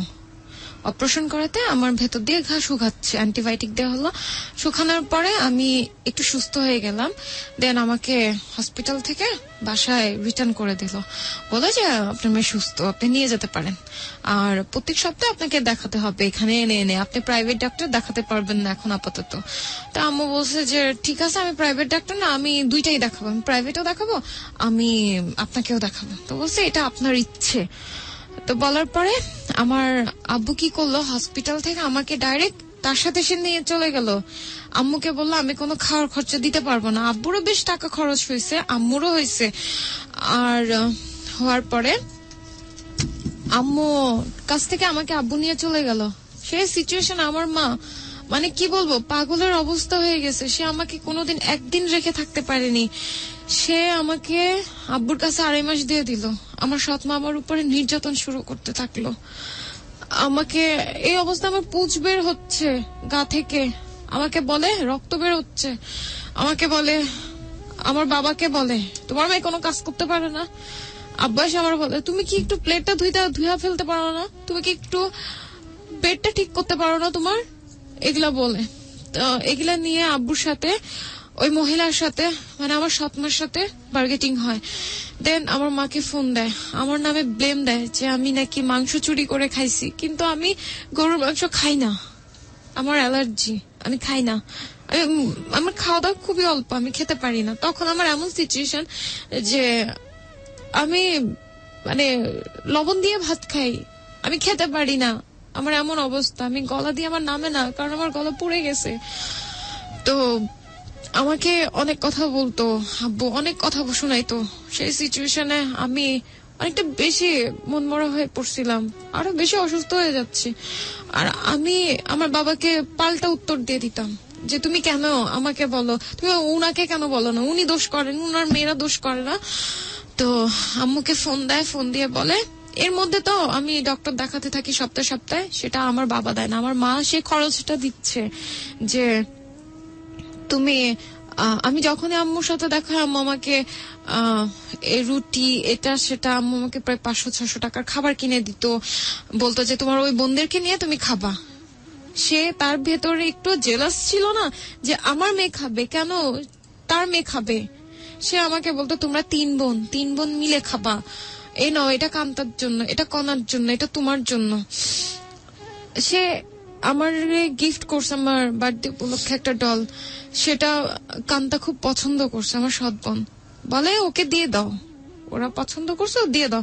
আমার হাতের চুড়ি, আমি খুব চুড়ি আর টিপ আমার খুব পছন্দ, তো আমার জন্য চুড়ি নিয়ে আসছে আমার বার্থডের দিন। আম্মু সে চুড়িও ওরা পছন্দ করছে, বসে দিয়ে দাও। আমার ড্রেস আপ যত দামি দামি ড্রেস ছিল আমার মামিরা দিত আমাকে, আমার খালামুনিরা, আম্মু, তো ওগুলা সব আম্মু যেটা যেটা লাইক করতো আমার আম্মু বলতো, ফোনে বলতাম আম্মু আমাকে প্রশ্ন করতো তুমি ভালো আছো, বলতো হ্যাঁ আমি ভালো আছি। কিন্তু আমার মা আমার অজান্তে আমি যে আমার বাবার কাছে থাকি তার সাথে যে এত ঘটনা হয়ে গেছে, সেই সিচুয়েশনে সে কি করলো, আমার বাবাকে 50,000 টাকা আমায় না জানায় দিয়ে দিছে।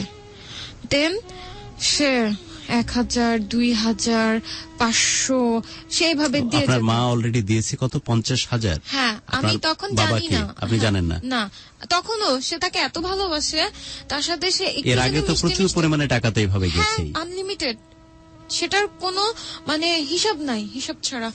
তো সে এত তাকে ভালোবাসতো, এখনো সে ভালোবাসে। সে বলে যে আমার জায়গা আমি বিক্রি করে দিয়ে তোমার প্লাস্টিক সার্জারি করাবো। আমি পড়াশোনা ঠিক মতো করতে পারিনি আমার হেলথের জন্য, হেলথ প্রবলেমের জন্য। দেন আমি আমার কি বলবো যে আমি অলওয়েজই অসুস্থ থাকি। আমি সুস্থ মনে হয় না, 1 মাসে আমি 5 দিন ঠিক মতো সুস্থ থাকি, আমার ট্রিটমেন্ট হচ্ছে না। দেন আমার কথাবার্তায়, দেন আমার সবকিছুতে আমার যেই দেখে সেই বলে আমি হাতের কাজ থেকে শুরু করে শোপিস থেকে শুরু করে এমন কোনো কাজ নাই যে আমি জানি না। আমি ছোটবেলা থেকে যেটা দেখি সেটাই শিখে বলে আমি এটা শিখবো। আমার যেটা দেখি আমি সেটাই বলে আমি এটা শিখবো। আমার ভালো লাগে কোনো কিছু নিউ কিছু দেখলে আমার শিখতে ইচ্ছা করে, এটা আমি শিখবো, এটা আমি করব। আর আমার এখান থেকে আমি সবকিছু করি। তো আমার বাবারে টাকাটা দিছে আমার অজান্তে, আমি জানি না। তো যখন আমি শুনতে পেলাম যে আম্মুকে ফোন করা বলছে যে তোর মেয়ে, আমরা এইভাবে কথা বলছে, তোর মেয়ে মাংস চুরি করে খাইছে, তোর মেয়ে কি কান্তার মাদের সাথে ঝগড়া করে, এটা সেটা আমার সৎমার কথা বলছে। তো আম্মু বলতেছে যে কি বলো, আমার মেয়ে কোনোদিন এই কাজ করবে না, আমি চিনি না আমার মেয়ের এত মাংস থাকে, আমার মেয়ে কোনোদিন ধইরা খায় না, আমার মেয়েরা আমার খাওয়া দিতে হয়, আর তুমি এই কথা বলো বাবা হইয়া, তুমি এটা কিভাবে বললা, তুমি তোমার মেয়ের চোর বলো। পরে আমি কান্নাকাটি করে এখানে ঝগড়াঝাটি করে তখন বাজে রাত 11:30। আমি বাসা থেকে বের হয়ে আসতে চাই, আমার বাবার জন্য আমি আসতে পারি না, আমার দিদাও ছিল সেদিন, আমি আসতে পারিনি। তো পরের দিন আমাকে আমার এক ফুপির বাড়িতে রেখে আসার পরে আমি ওইখানে থাকি। দেন আমার মার কাছে আমাকে এই যে দিয়ে দিল, এই তারপর থেকে উনি বললো যে প্রত্যেক মাসে মাসে উনি 3,000 টাকা করে দিবে। ফার্স্টে ছিল 2,000, তারপর 3,000, তারপর হলো 3,500। এখন আমি কিছুদিন আগে বললাম যে আমাকে 5,000 টাকা করে দাও, তাহলে আমি কিছুটা চলতে পারবো, নাহলে তো আমার না খেয়ে থাকতে হয়। পরে বলতেছে যে আমি পারবো না। সে মাসে তার ইনকাম আছে, মানে কি বলবো, তার ইনকাম আছে 60,000 টাকা। সে ইচ্ছে করলে সে যদি আমার 10,000 টাকাও দিয়ে দেয় তার গায়ে লাগবে না, কিন্তু সে আমার 5,000 টাকা দিতে চায় না। সে চায় আমার কাছ থেকে মুক্তি। ইভেন সে ফোনের মধ্যে বলছে যে আমার আর কত জ্বালাবা, হয় তোমরা মারো আর নাহলে আমারে মাইরা ফেলো, আমার আর জ্বালাও না, আমি তোমাদের জ্বালার যন্ত্রণা সহ্য করতে পারতেছি না। আর আমার এখানে আসলে বুঝা নিও, আমি কিন্তু একবারে চলে যাবো। আবার মাঝে মধ্যে বলে যে আম্মুরে ধমক দেয়, তোরে মাইরা দরকার পড়লে আমি জেল খাটুম, আমি জেলে যাবো, আমার ফাঁসি হবো, আমি ভয় পাই না, এই টাইপের কথা বলে। তারে কি বলবো, তারে কিছুই বলার নাই, সে যতটুকু দেয় সেটা নিয়ে চলি। আমি কখনো কোথাও চাকরির জন্য গেলে মানে হ্যাঁ আমার কথাবার্তা আমার দেখে আমাকে জব দিয়ে দেয়, কিন্তু মানে এমন এমন কিছু জায়গা আছে, মানে অনেক বড় প্রতিষ্ঠান কোম্পানিগুলা যে কথায় কথায় বলে ফ্রি হতে পারবা, যে মানে কি বলবো, ফ্রি হওয়ার বিষয়টা যে তাদের সাথে আমার এতটাই ফ্রি হতে হবে, যে এতটাই নিচু নামতে হবে যে আমার দ্বিধায় লাগে। আমি এই জন্য আমি কোথাও জবের জন্য যাই না। যে আমার নানু সবসময় একটা কথা বলতো আমাকে, আমি যখন খুব ছোট তখনই আমার নানু আমার মাকে বলতো যে কোরআন শরীফ পড়াবি, নামাজ পড়াবি। আমি 4-5 বছর থেকে আমি কোরআন শরীফ খতম দেই। দেন আমি যখন 4 বছরে তখন আমি রোজা করি পুরোটা, আস্তে ধীরে করতে করতে পুরোটা 5 বছরে করি। নামাজ কোরআন পড়ি আর নানুর কথাগুলো স্মরণ করি, যে নানু বলতো যে সৎ সঙ্গে স্বর্গবাস, অসৎ সঙ্গে সর্বনাশ।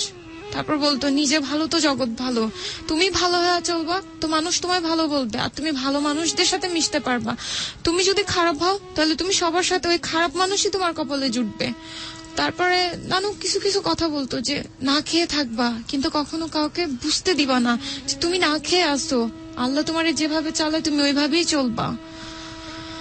আর আজকে নানুর কথা অনুযায়ী নানুকে স্মরণ করে চলি বিধায় আজকে আমি নানুদের দোয়ায় আল্লাহর রহমতে আমার নানুদের বাড়িতে সবাই আমাকে অনেক ভালোবাসে। এখন বর্তমানে সবাই বলে যে না, আমার মাকে বলে তোর সাধনা সার্থক হয়েছে, তোর এই মেয়ে মানে এক কথায় বলে যে আমি নাকি গোবরে পদ্ম ফুল, আমি নাকি আমার মার কষ্ট দুঃখ মানে ধরে রাখছি, আমার মাকে আমি এখন একটু অন্তত সুখ দিতে পারতেছি। সবাই বলে যে তোমার মারে, আমি ছোটবেলা থেকে এমন ভাবে বড় হয়েছি যে আপনারা যদি জাস্টিফাইও করেন যে দেখতে পারবেন সবাই বলবে যে এই মেয়েটা কখনো কারোর সাথে ঝগড়া না, হাসি মুখে কথা, আমি অলওয়েজ হেসে কথা বলি। আমার এটা আসলে একটা কি বলে যে আমার এটা একটা স্বভাব হয়ে গেছে যে আমি হেসে কথা বলি, আমি অলওয়েজ হাসি খুশি থাকতে ভালোবাসি।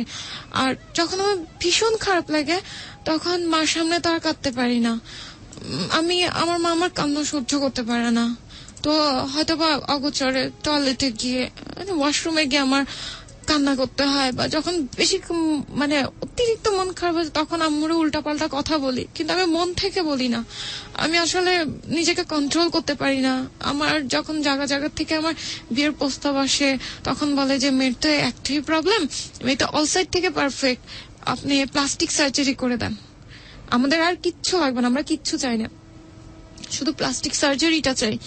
তো আমি একটা কথাই বলছি যে যেই ছেলে আমার মাকে করবে ধরবে, আমার মাকে নিজের মার মতো করে দেখতে পারবে, তার ফ্যামিলির জন্য আমি আমার জীবনটাও দিয়ে দিতে পারবো। কিন্তু আমার মা আগে, আমার মা যতদিন জীবিত থাকবে আমি আমার মাকে ছেড়ে আমি কোথাও যাব না, আমি বিয়ে শাদী কিচ্ছু করব না, আমি আমার মার জন্য সারা জীবন আমি এভাবে থাকতে রাজি। আমার মাকে আমি অনেক ভালোবাসি, অনেক ভালোবাসি। আমার মামার কাছে অনেক কিছু যে আমি পৃথিবী ছেড়ে দিতে পারবো, কিন্তু আমার মাকে আমি ছাড়তে পারবো না। আর আমি হয়তোবা কেউ বিলিভ করবে না যে কারোর সাথে অ্যাফেয়ার ট্যাফেয়ার থাকে সবার, হয়তো কেউ আমার কথা বিলিভ করবে না, কিন্তু এটাই সত্য যে আমি কারোর সাথে রিলেশন করি না ভয়ে। যদি আমার লাইফটা আমার মার মতো হয়, প্রায় মানুষ বলে আম্মুরা দেখলে যে মার কপাল তো মেয়েরা পায়, যদি আমার কপাল আমার মার মতো হয়, এই ভয়ে আমি কারোর সাথে রিলেশন করি না, এই ভয়ে আমি কোনো বন্ধু বান্ধবদের সাথে কথা বলি না, মিশি না, এই ভয়ে আমি আমার আত্মীয় স্বজনদের সাথেও তেমন একটা কথা বলি না, আমি সব সময় একা একা থাকি আমার মাকে নিয়ে। কিন্তু আমি আমার মাকে নিয়ে অনেক সুখে আছি, হ্যাপি আছি। হ্যাঁ, আমার দিনগুলো খুব কষ্টে কাটে, দেখা যায় অনেক সময় যে যদিও আমার নানু বলছে ডাল ভাত খাও সৎ পথে চলো, আমি আমার মাকে নিয়ে সৎ পথে আছি আর খুব ভালো আছি। আমার টাকা পয়সারও দরকার নাই, যদিও একবেলা আমি যদি নাও খেয়ে থাকি 10 দিন তাও আমি শান্তিতে আছি। আমার মার মুখের দিকে তাকা আমি 10 দিন কেন, আমি 1 বছর কেন, আমি সারা জীবন না খেয়ে থাকতে পারবো। আমার মাকে আমি অনেক ভালোবাসি। আর আমার মা আমার কাছে অনেক কিছু। This track was downloaded from FusionBD.com. অনেক দুর্ঘটনা, অনেক কষ্টের পরেও স্রষ্টা তো আসলেই কখনোই পক্ষপাত দুষ্ট না। সে কারণেই হয়তো এটা সম্ভব হয় যে অনেক কিছুর পরেও স্রষ্টা এমন কিছু দিয়ে দেন যে বিষয়গুলোকে অবলম্বন করে একটি মানুষ তার জীবনটাকে সামনের দিকে এগিয়ে নিয়ে যায়। তারিনের কথা আমি আসলেই মন্ত্রমুগ্ধের মতো শুনছিলাম, বিশেষ করে তার সর্বশেষ কথাগুলো। যদিও তারিনের জীবনে ঘটে যাওয়া এই বিষয়টিকে আমি কোনোভাবেই ভেতর থেকে বের করে দিতে পারছি না, যে সাময়িক দুর্বলতার কারণেই হোক তারিন এই ধরনের একটু উদ্যোগ নিয়েছিল। তারিন কতদিন আগের ঘটনা যেটি? এটা 2007 সালে। 2007, আজকে 2013, প্রায় 5 বছরের উপরে, এবং 6 বছর। এবং এর মধ্যে পড়ালেখার শেষ হয়েছে ক্লাস 10। ক্লাস 10-এ থাকতেই পড়াশোনা করতে পারিনি কারণ আমার হেলথের প্রবলেম ছিল। দেন আমি অনেক চেষ্টা করছি, আম্মু দুইবার স্ট্রোক করছে, আম্মুকে কেয়ার করতে হয়েছে। যখন আমার আম্মু মৃত্যু শয্যা অক্সিজেন দিয়ে রাখছে, তখন আমি আমার মামাদেরকে ফোন করছি যে আমার মাকে একটাবার এসে দেখে যাও, আমি তোমাদেরকে দরকার পড়লে গাড়ির ভাড়াটা দিব সুমনা ক্লিনিকে। আমার মা না, কেউ না। ক্লাস 10 পর্যন্ত পড়বার পরে যে ছন্দপতন, তারপরে আর সেইভাবে পড়ালেখাটা শুরু করা হয়ে ওঠেনি। আমি আমার ফ্রেন্ডের বই নিয়ে, আদার সাইডে আপুদের বই নিয়ে, যে ইন্টারমিডিয়েটের বইগুলা, অনার্সের বইগুলা নিয়ে আমি একা একাই বাসায় পড়তাম।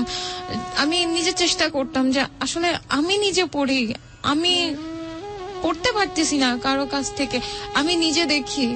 আসলে আমার সিচুয়েশনটা এমন যে আমাদের ফুল ফ্যামিলি, শুধু আমরাই, এক কথায় বলা যায় আমরা আমার বাবার কারণে আজকে আমাদের আর্থিক প্রবলেম, দেন আমাদের এই যে একাকিত্ব জীবন আমার বাবার জন্য। না হলে আমাদের ফুল ফ্যামিলি সব হচ্ছে হাই লেভেলের, সবাই গাড়ি দিয়ে চলে, কিন্তু আমরা রিক্সা দিয়েও চলতে পারি না।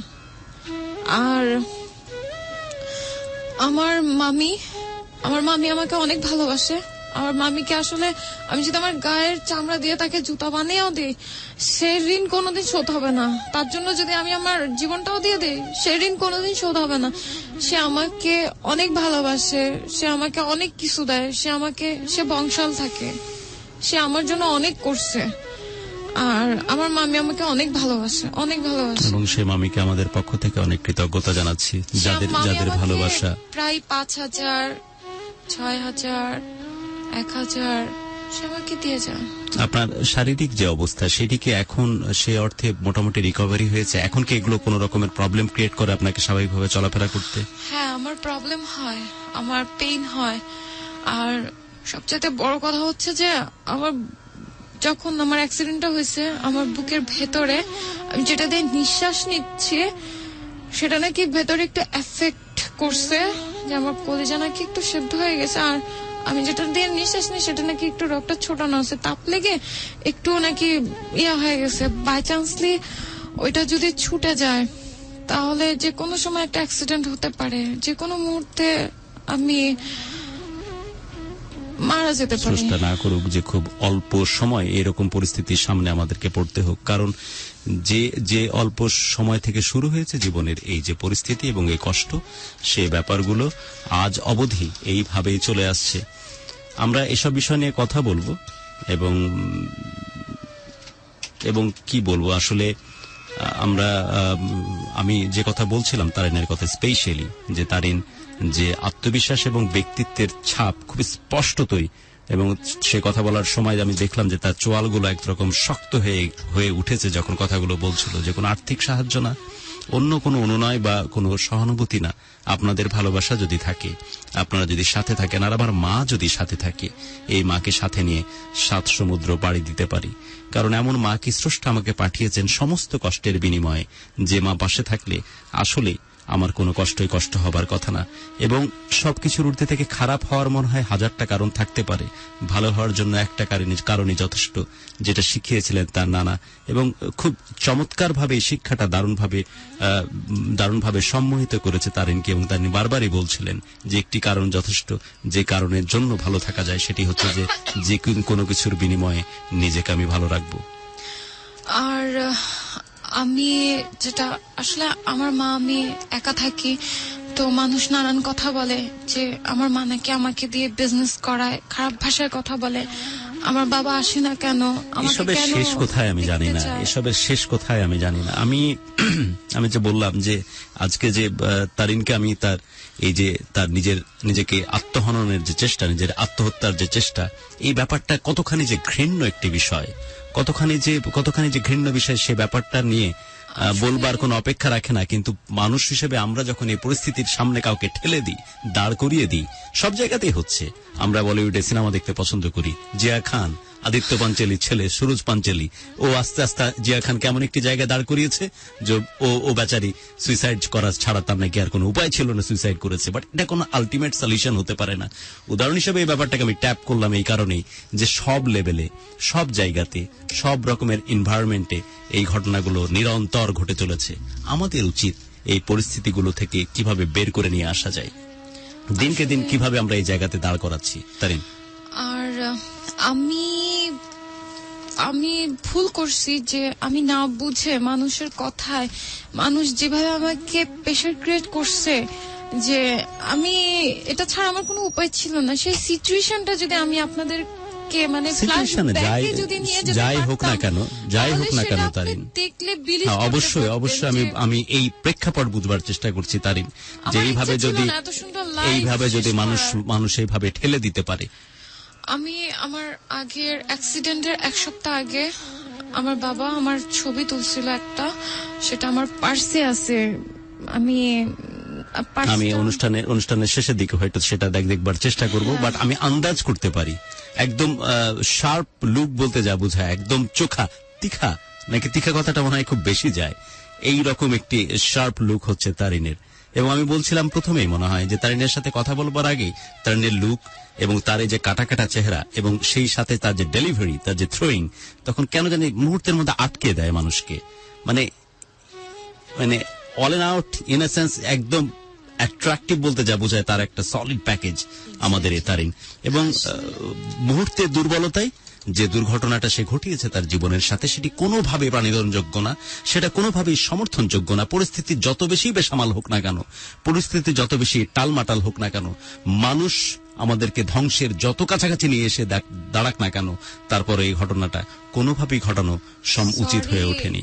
আসলে সরি, আমি কান ধরতেও রাজি আছি, উঠবস করতেও রাজি আছি। এবং আমি আপনাকে, যার জীবনের সাথে এত ঝড় বয়ে চলেছে, আপনাকে হয়তো সেই পরিস্থিতির ভিতর দিয়ে নিয়ে যেতে চাচ্ছি না, কিন্তু আমার যে ফিতরত, আমার যে চালচলনের সাক্ষী আমার শ্রোতা বন্ধুরা জানে, এতক্ষণ হয়তো আমার ভিতরে 440 ভোল্টেজ কাজ করত এবং আমার কথাবার্তার মধ্যে প্রচন্ড চেঞ্জ চলে আসতো। কিন্তু জীবন, পরিস্থিতি এবং এই সৃষ্টি আপনাকে যেভাবে স্যান্ডউইচ বানিয়েছে, আপনাকে নতুন করে আর এসব নিয়ে কি বলবো। শুধু একটি অনুরোধ, যে যারা এরকম পরিস্থিতির ভেতর দিয়ে যান, যারা এরকম কাপুরুষ সচিত চিন্তা ভাবনার ভেতর দিয়ে যান, তাদেরকে বলি যে কখনোই নিজের জীবনটাকে জ্ঞান এবং কর্মের মহিমায় মহিমান্বিত করুন। এভাবে নিজের জীবনটাকে ধ্বংস করবার সামান্যতম অধিকার আপনি রাখেন না, কারণ এই জীবন আপনি নিজে হাতে ধরে নিয়ে আসেননি। একটা মানুষের জন্য পাওয়া কষ্টে হয়তো আপনি নিজের জীবনটাকে শেষ করছেন, কিন্তু আপনার জীবনের সাথে জড়িয়ে আছে অনেক ভালোবাসা মাখামুখ, আর আপনার জন্য তো ভালোবাসার ভান্ডার আপনার সাথে হাজির। সবসময় হাত বাড়ালেই সে ভালোবাসার ভান্ডারকে আপনি স্পর্শ করতে পারেন। This track was downloaded from FusionBD.com. আমার মাকে নিয়ে অনেক ভালো আছি, অনেক হ্যাপি আছি।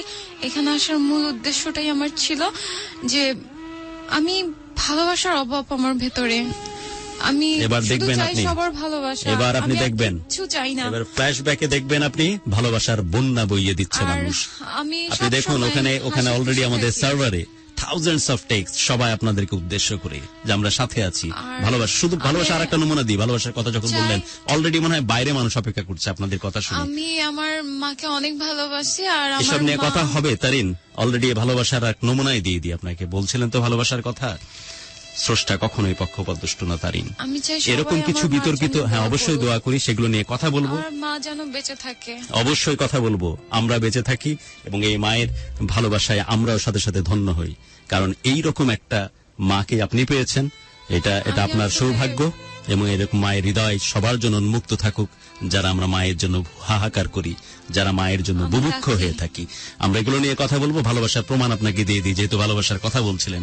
অলরেডি আমাদের স্টুডিওতে অনেকে হাজির হয়ে গেছে যে আমরা কিভাবে কন্ট্রিবিউট করতে পারি।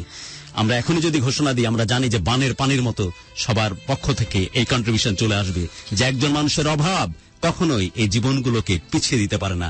আমরা সবাই আপনার সাথে আছি, কিন্তু অন্তত যারা অলরেডি স্টুডিও পর্যন্ত চলে এসেছে তাকে অন্তত সুযোগ করে দিই যে এই রাত বিরাতে কয়টা বাজে রে মেঘলা? প্রায় 1:30 বাজে রাত। কার ঠেকা পড়েছে বলেন? যেখানে আপনি যার উরসে জন্ম নিয়েছে সেই বাবা যখন চিনতে পারে না, ঠিক সেই রকম সময় অপরিচিত মানুষ যার সাথে আপনার সামান্যতম পরিচয় নাই, যোগাযোগ নাই, কালকে তারিখ পর্যন্ত যে আপনাকে নামও শুনেনি, সে মানুষগুলো কোন টানে ছুটে আসে। এই যে বাইরে দাঁড়িয়ে আছে কয়েকজন মানুষ, তার মধ্যে থেকে অ্যাটলিস্ট 2-1জনকে আমি ভিতরে স্টুডিওতে নিয়ে আসছি আপনাকে দেখানোর জন্য ভালোবাসা কাকে বলে। আমি আমার বাবাকে এখনো অনেক ভালোবাসি। আপনি ভালোবাসুন, কারণ আমরা বলছি যে স্রষ্টা শিখিয়েছেন আমাদেরকে।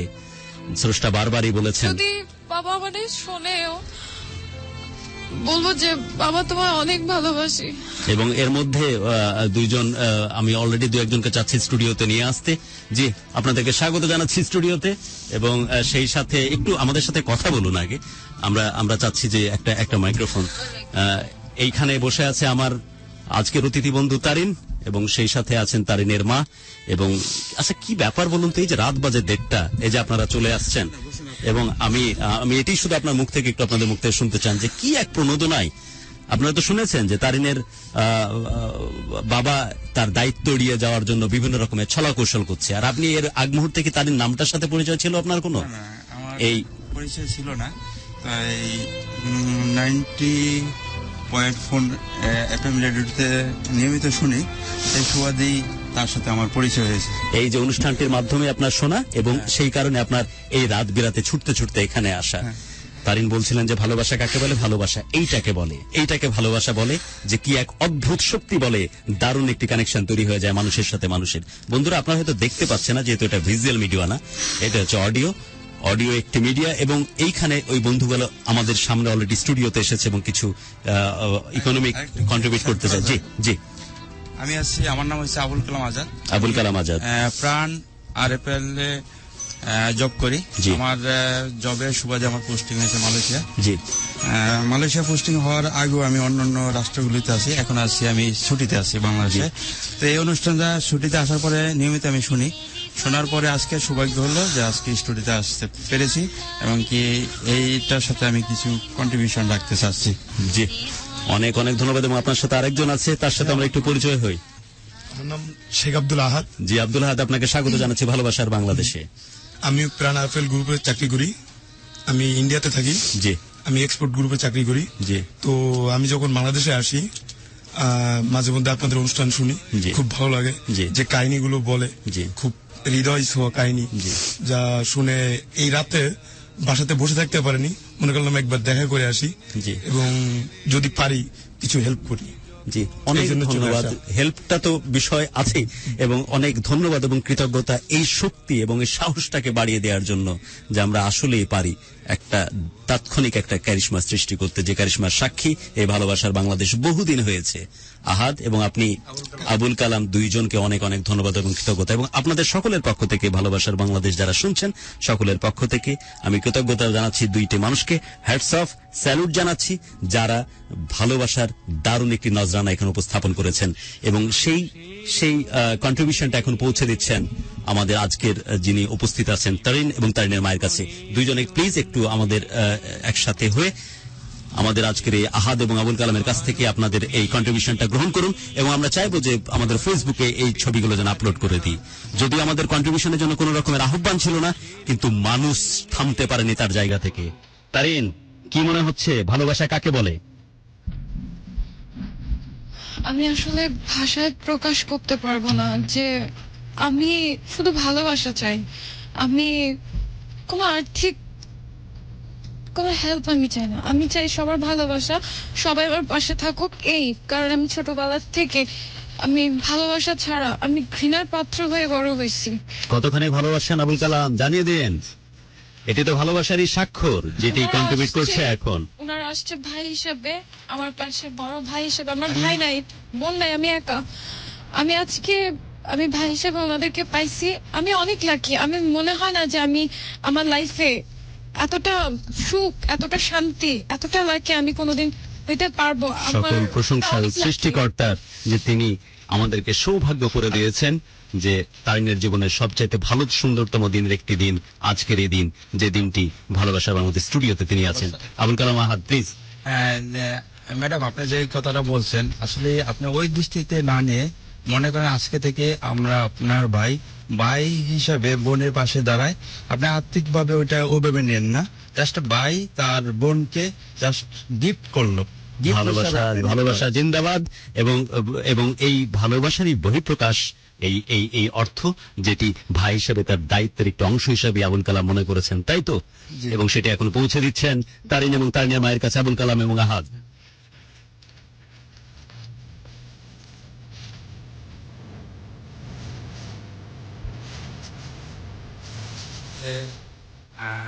রেডিও FM কে থ্যাঙ্কস। আমরা একটু এই অনুভূতিটা একটু শুনে নিই তারিনের মায়ের কাছ থেকে। আল্লাহ দুইটা ছেলে দিয়েছে, আরো ছেলে জন্ম হয়েছে আমার। তাদের কাছে আমার অনুরোধ, মাকে কোনোদিন দুঃখ দিয়ে না। এ মা, 10 মাস 10 দিন গর্ভ নিয়েছে অনেক কষ্টে। মা যে কি জিনিস সেটা তোমরা ভালো করে জানো। মা পবিত্র, মাকে অপবিত্র করো না। আমার মেয়ে আমাকে অনেক ভালোবাসে, আমিও আমার মেয়েকে অনেক ভালোবাসি, কিন্তু আমার আর্থিক সমস্যা নাই। আমার সব কিছু আছে, কিন্তু ভাইরা আমাকে দেয় না। আমার মেয়েকে নিয়ে অনেক কষ্টে থাকি আমি, কাউকে বলতে বুঝতে দেই না যে আমি আজকে কষ্টে আছি। কেন বলবো? আমার কষ্ট আমার কাছেই লুকিয়ে থাক, কাউকে বললে হয়তো হাসবো। কিছু যে ভালোবাসার স্পর্শটা আমরা পেয়েছি সেটি আমাদেরকে দারুণভাবে আবেগতাড়িত করেছে। অনেক ভালো থাকবেন, অনেক সুখে থাকবেন, অনেক বড় করে বাঁচবেন, আর ভাববেন ভালোবাসার বাংলাদেশের মানুষ ঋণী থাকলো আপনাদের কাছে শুধুই ভালোবাসার জন্য, এবং ভালোবাসা দিয়ে ঋণ পরিশোধ করবো আহাদ, ভালোবাসা দিয়ে ঋণ পরিশোধ হবে আবুল কালাম। অনেক ধন্যবাদ, অনেক কৃতজ্ঞতা। Okay. ভাইয়া আমি সবাইকে। কিছু আসসালামু বলতে আলাইকুম। চাচ্ছি। ভাইয়া আসলে আমি আপনাদেরকে পেয়ে অনেক খুশি। কি বলবো যে আমি হয়তোবা বাবার আদরটা পাইনি, কিন্তু আজকে আপনারা যে এত রাত্রে আমার পাশে এসে দাঁড়াইছেন, আপনাদেরকে আসলে আমি ধন্যবাদ বলবো না, কারণ আপনারা আমার সিনিয়র। আমি আপনাদেরকে ছোট করতে চাই না, যদিও বোন হিসাবে আপনারা আমাকে পাশে রাখেন। আমি নিজেকে মানে কি বলবো যে অনেক বেশি ভাগ্যবান মনে করব। ধরে রাখেন যে আজকে থেকে আপনার এখানে আমরা 2 জন আছি, আরো লোকজন আছে, সবাই আপনার পাশে আছে এবং থাকবে। বিশেষ করে যে কোনো সমস্যায়, যে কোনো প্রবলেম যদি মনে করেন আমাদেরকে ডাকলে আপনার পাশে পাবেন। এতটুকু কথা বলতে আপনাদেরকে পারি। অনেক অনেক ধন্যবাদ এবং কৃতজ্ঞতা। আমরা This track was downloaded from FusionBD.com. অনুষ্ঠানে আরো কিছু ফোন কল নিব। বিদায় নিতে মন চাচ্ছে না এরকম ভালো লাগা মানুষগুলোর কাছ থেকে, কিন্তু বিদায় নিতে হচ্ছে। ভালো থাকবেন। আমরা আসসালামু আলাইকুম ভাইয়া। কিছু ফোন কল নিব, কিছু টেক্সট নিব, তারপর অনুষ্ঠানটাকে আস্তে আস্তে শেষ করে নিয়ে আসবো। আসসালামু আলাইকুম। আমরা শুধুমাত্র একটি ব্রিজ চিন্তা করতে পারেন, আমরা শুধুমাত্র একটি সেতু হিসাবে আপনারা ভাবতে পারেন, আর সমস্ত কিছু আপনারা নিজ দায়িত্বে গেস্টদেরকে আপনারা আপনাদের ভালোবাসা বা আপনাদের এই যে বিভিন্ন রকমের কন্ট্রিবিউশন করেন সেটি করতে পারেন বা করুন, এবং নিজ দায়িত্বের গেস্টরাও সেটাই চিন্তা করবে, তারা ভেবে নেবে যে তারা কোনো কন্ট্রিবিউশন গ্রহণ করবে কি করবে না। এটা নিতান্তই ভালোবাসার বাংলাদেশের গেস্ট এবং যারা পার্টিসিপেট করছে তাদের ব্যাপার। আমরা হয়তো শুধুমাত্র একটি ব্রিজ বা একটি মিডিয়ার ভূমিকায় থাকতে পারি, আর আপনাদের সহযোগিতায় আমরা আমাদের ভালোবাসার বাংলাদেশের টিম, এই পরিবার এর জন্য কাজ করছে। সেটার জন্য সত্যিকার অর্থেই আমরা গর্বিত যে এটি হচ্ছে এমন একটি সুতা, যে সুতা এই ফুলগুলো একই বৃন্তে এসে একই গাঁথনিতে এসে জমা হয়েছে। এই এমন একটি বৃন্ত যেখানে ফুলের পাপড়িগুলো এক হয়ে দেখা দিচ্ছে। আমরা কিছু টেক্সট মেঘলার মাধ্যমে নিয়ে নিই অনেক বন্ধু অনেক টেক্সট করেছে, এবং আমরা কয়েকটা ফোন কল নিয়ে অনুষ্ঠান আমি শেষ করব। অনুষ্ঠানের একদম শেষের দিকে চলে এসেছি আমরা। ওকে, আমি ফোন নাম্বারটা জানিয়ে দিচ্ছি 09611904904। আরো একবার বলছি 09611904904। এই নাম্বারটিতে আমাদেরকে ফোন করবেন, এবং ফোন করার সময় খেয়াল রাখবেন যাতে আমি আজকে একটু খুশি এই কারণে, কেন জানিস? সে খুশি এই কারণে যে আমি কিন্তু আজকে কোনো কন্ট্রিবিউশনের জন্য বলিনি, এবং আমাদের গেস্টও কিন্তু বলেনি যে আমার কোনো আর্থিক বা অন্য কোনো কন্ট্রিবিউশনের প্রয়োজন আছে, বরং বারংবার সে বলেছে যেগুলোর আমার প্রয়োজনে আমার দরকার ভালোবাসার বড় বুভুক্ষ আমি। জ্ঞান হওয়ার পর থেকে অদ্যাবধি ভালোবাসার জন্য এতভাবে অপদস্থ হয়েছি যে এই কষ্ট আমি কোনোভাবেই ভুলে উঠতে পারি না। সেই ভালোবাসার অলরেডি নজরানা এখানে পেশ হয়েছে যে আমার দুই ভাই এর মধ্যে উপস্থাপন হয়েছে, যারা তারিনের সাথে সেই সহমর্মিতা জানিয়েছেন এবং মা খুঁজে পেয়েছেন তার দুইটি সন্তানকে। তারপরে মানুষ থামতে পারেনি, এসে তারা তাদের কন্ট্রিবিউশন গুলো জানাচ্ছে। সেগুলোকে অবশ্যই রিজেক্ট বা ফিরিয়ে দেয়া যায় না, কারণ এরা মধ্যেও তাদেরই ভালোবাসা লুকিয়ে থাকে। এক্স্যাক্টলি, এবং এসএমএস করেও অনেকে এই সাহায্যের কথা, কন্ট্রিবিউশনের কথা জানিয়েছেন, এবং আমরা একটা ফোন নিতে যাচ্ছি। ওকে, লাইনটা আনফরচুনেটলি ডিসকানেক্টেড। আমরা আরো একটা লাইনে ট্রাই করছি। হ্যালো, আসসালামু আলাইকুম।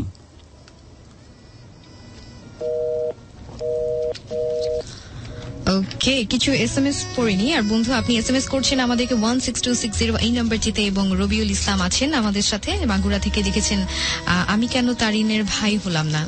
ওকে, আছেন মিনহাজ, উনি যুক্ত হয়েছেন আমাদের সাথে, লিখেছেন তারিন খুব ভালো মেয়ে, আই রেসপেক্ট তারিন, আমার নিজের প্রতি ঘৃণা হয়। আচ্ছা, এই কথাটা কেন লিখেছেন জানি না, এবং মাকে সালাম জানিয়েছেন। ওকে, আর একটা ফোন কলে যাচ্ছি। হ্যালো, আসসালামু আলাইকুম। হ্যালো, আসসালামু আলাইকুম। আমরা ফোন রিসিভ করছি, বাট ডেলিভারিটা এখান থেকে আসছে না। টেকনিক্যাল টিম যদিও এটা নিয়ে কাজ করছে, আমরা কিছু টেক্সট নিতে থাকি। এক্স্যাক্টলি, এবং যেটা বলছিলাম কন্ট্রিবিউশনের কথা, সেই এসএমএস গুলাও আমি পড়তে চাই। যেমন বাবু লিখেছেন কোনাপাড়া থেকে যে তারিন আপু, আমি আপনাকে হেল্প করতে চাই, প্লিজ একবার আমাকে সুযোগ দিন। অ্যান্ড জনি আছেন কুষ্টিয়া থেকে, লিখেছেন যে আমি মার সাথে ফোনে কথা বলতে চাই। ওকে। অ্যান্ড টাইগার হাফেজ জঙ্গল মোল্লাবাড়ি, উনি আমাদেরকে টেক্সট করেছেন, লিখেছেন যে মা সালাম তোমাকে, নিজেকে বিসর্জন দিয়ে মেয়েকে ভালোবেসে নিজের সত্তাকে প্রত্যাবৃত্ত রাখাই, ওকে, পবিত্র রাখাই, তোমাকে অনেক ধন্যবাদ এবং গুরুকে সালাম জানাচ্ছি, সাথে আমাকেও। ওকে। সজল আছেন সাভার থেকে, লিখেছেন যে তারিন আপু আপনি অনেক ভাগ্যবান, এমন একটা মা পেয়েছেন, আর মা আপনাকে জানায় হাজার সালাম। হ্যালো, আসসালামু আলাইকুম। হ্যালো, আসসালামু আলাইকুম। ওয়ালাইকুম সালাম। গুরু ভালো আছেন? জি ভালো আছি। কে বলছেন, কোত্থেকে বলছেন? জি আমি গাজীপুর থেকে বলছি। আর অনেকবার আমি ট্রাই করছি, এইমাত্র ফোনে পেলাম। আর তারিন আপুকে আমি ধন্যবাদ জানাই এরকম একটা কথা, এরকম গল্পগুলো শোনানোর জন্য। কারণ আমি মানুষের স্টোরি শুনছি, কাছ থেকে দেখিনি কখনো, কিন্তু আমি আমার নিজের জীবনে থেকে আমি বুঝেছি যে আমি অনেক কিছু আমার জীবনে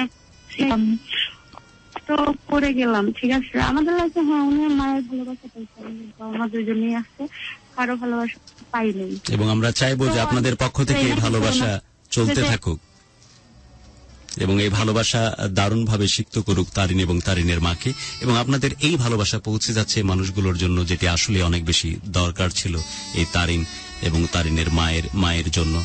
এবং আমি এইসব নিয়ে যখন কথা বলছি তারিন, আপনার সাথে আমি কথা বলেছি, সবচেয়ে বড় যেটি বিষয় আপনার এই জীবনের কথাগুলো বলার মধ্যে, সেটি হচ্ছে বারবার আমার দৃষ্টি চলে যাচ্ছে, নিবন্ধিত হচ্ছে কেন আপনি এই দুর্ঘটনাটি ঘটিয়েছিলেন, সেটা আমি কোনোভাবে যেন হজম করে নিতে পারছি না। এবং আপনার কাছ থেকে ফাইনালি একটা ফাইনাল নোট নিব, যেটি হয়তো 2 থেকে 3টে লাইনের মধ্যে আপনি বলে শেষ করবেন।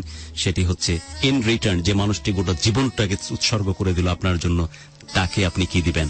আপনার কাছ থেকে এটি শুনবো একদম অনুষ্ঠানের শেষ মুহূর্তে, এখন না। আমরা একটা ফোন কল নিয়ে নিই। হ্যালো, আসসালামু আলাইকুম। ওয়ালাইকুম আসসালাম। জি গুরু বলছেন? জি, কে বলছেন, কোত্থেকে বলছেন?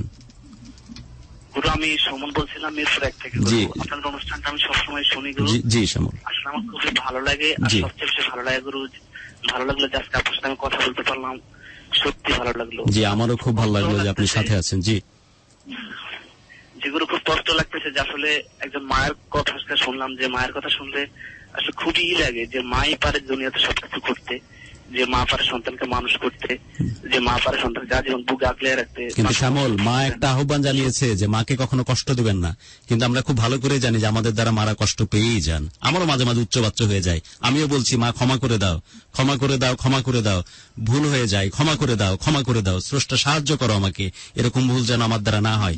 আপনার কি হয় না এরকম? হ্যালো, জি গুরু। আপনার দ্বারা কিরকম ভুল হয়? আজকে আমি হাজার মানুষকে আসলে সামনে রেখে মাকে সালাম জানাতে চাই, বা মার প্রতি আমার যে সত্যি আসলে মায়ের মতো কেউ হয় না, পুস্তার পরে যদি কেউ থেকে থাকে তাহলে মা। আর আমি আমার মাকে অনেক বেশি ভালোবাসি, তাই সেই অর্থে আমি আজকে একজন মাকেও আমি আমার জায়গা থেকে অনেক অনেক বেশি আই লাভ ইউ মা। এবং আপনার কথার উত্তরে হ্যাঁ, আমিও তোমাকে অনেক আমার ছেলের মতো দেখি, তুমি এমন মাকে ভালোবাসা শিখো, মারে ভালোবাসতে শিখো, এটাই আমার কামনা। তারিন, তোমার আরেক ভাই ফোনে কথা বলো। দোয়া করবেন আমি যেন সব মাকে অনেক বেশি ভালোবাসি। শ্যামল, আপনার বোন আপনার সাথে কথা বলবে, কথা বলুন। ছোটদা আর আপু। হ্যালো আপু। হ্যাঁ ভাইয়া, আসসালামু আলাইকুম। ওয়ালাইকুম আসসালাম। আপু আসলে আপনি আপনার মাকে কখনোই কষ্ট দিবেন না, যে মা ছোটবেলা থেকে এত কষ্ট করে আমার জন্য দোয়া করবেন, আপনাকে বড় করে তুলছে, সবসময় আপনার হচ্ছে সেখান থেকে আপনার সেই প্রার্থনা আমরা সবাই মিলে করি, সবাই যেন আমরা পরস্পরকে ভালোবেসে ভালো রাখতে পারি। আর কিছু টেক্সট নেই, কিছু ফোন কল নেই। এক্স্যাক্টলি বন্ধু, আপনি আমাদেরকে এসএমএস করছেন 16260 এবং অবশ্যই ফেসবুকে আপনি কানেক্টেড আছেন, এবং আমাদের অফিসিয়াল ফ্যান পেজটি হচ্ছে www.facebook.com/dhakafm90.4, এবং এখানে আমাদের পোস্টে আপনি লাইক করছেন এবং কমেন্টও করেছেন। সো বন্ধু, আরো যারা আছেন এখনো কানেক্টেড হননি, তাদেরকে রিকোয়েস্ট করছি প্লিজ আমাদের এই পেজটিতে লাইক দিয়ে আমাদের এই ভালোবাসার বাংলাদেশকে এবং ঢাকা এফএম 90.4 কে সমৃদ্ধ করুন। একটি ফোন কল। হ্যালো, আসসালামু আলাইকুম। হ্যালো, আসসালামু আলাইকুম। হ্যালো, লাইনটা হয়তো ডিসকানেক্ট হয়েছে। আমরা টেক্সট নিতে থাকি, তার মধ্যে কোনো ফোন কল যদি চলে আসে। ওকে বন্ধু, তো আপনিও ফেসবুকে কানেক্টেড হতে পারেন, আপনার মূল্যবান মতামতগুলো লিখতে পারেন। এবং একটা ফোন কল আছে। হ্যালো, আসসালামু আলাইকুম। হ্যালো, আসসালামু আলাইকুম। হ্যালো, আমরা টেক্সট নিতে থাকি। রাইট, অনেক বন্ধু যুক্ত হয়েছেন ফেসবুকের মাধ্যমে এবং অবশ্যই SMS এর মাধ্যমে। আছেন আরমান আমাদের সাথে, লিখেছেন যে গুরু অনেকদিন পরে এরকম একটা প্রোগ্রাম শুনলাম এবং লিখেছেন যে মাগো আপনার কথা শুনে আমার অনেক কষ্ট হচ্ছে এবং আমি আপনার ছেলে হতে চাই। আছেন আরো অনেক বন্ধু, তারিন নামের একজন বন্ধু যুক্ত হয়েছেন এবং তারিনকে উইশ করেছেন অ্যান্ড লিখেছেন যে তারিন আপুর ভাই হতে পারলে ধন্য হতাম। সৌমিক নামের একজন বন্ধু লিখেছেন এবং আর একজন বন্ধু কমেন্ট করেছেন আল্লাহ ইজ গ্রেট। অ্যান্ড হালিমা আছেন গাজীপুর থেকে, লিখেছেন যে আই লাভ ইউ মা। অ্যান্ড কাউসারও যুক্ত হয়েছেন এবং একটা ফোন কল আছে।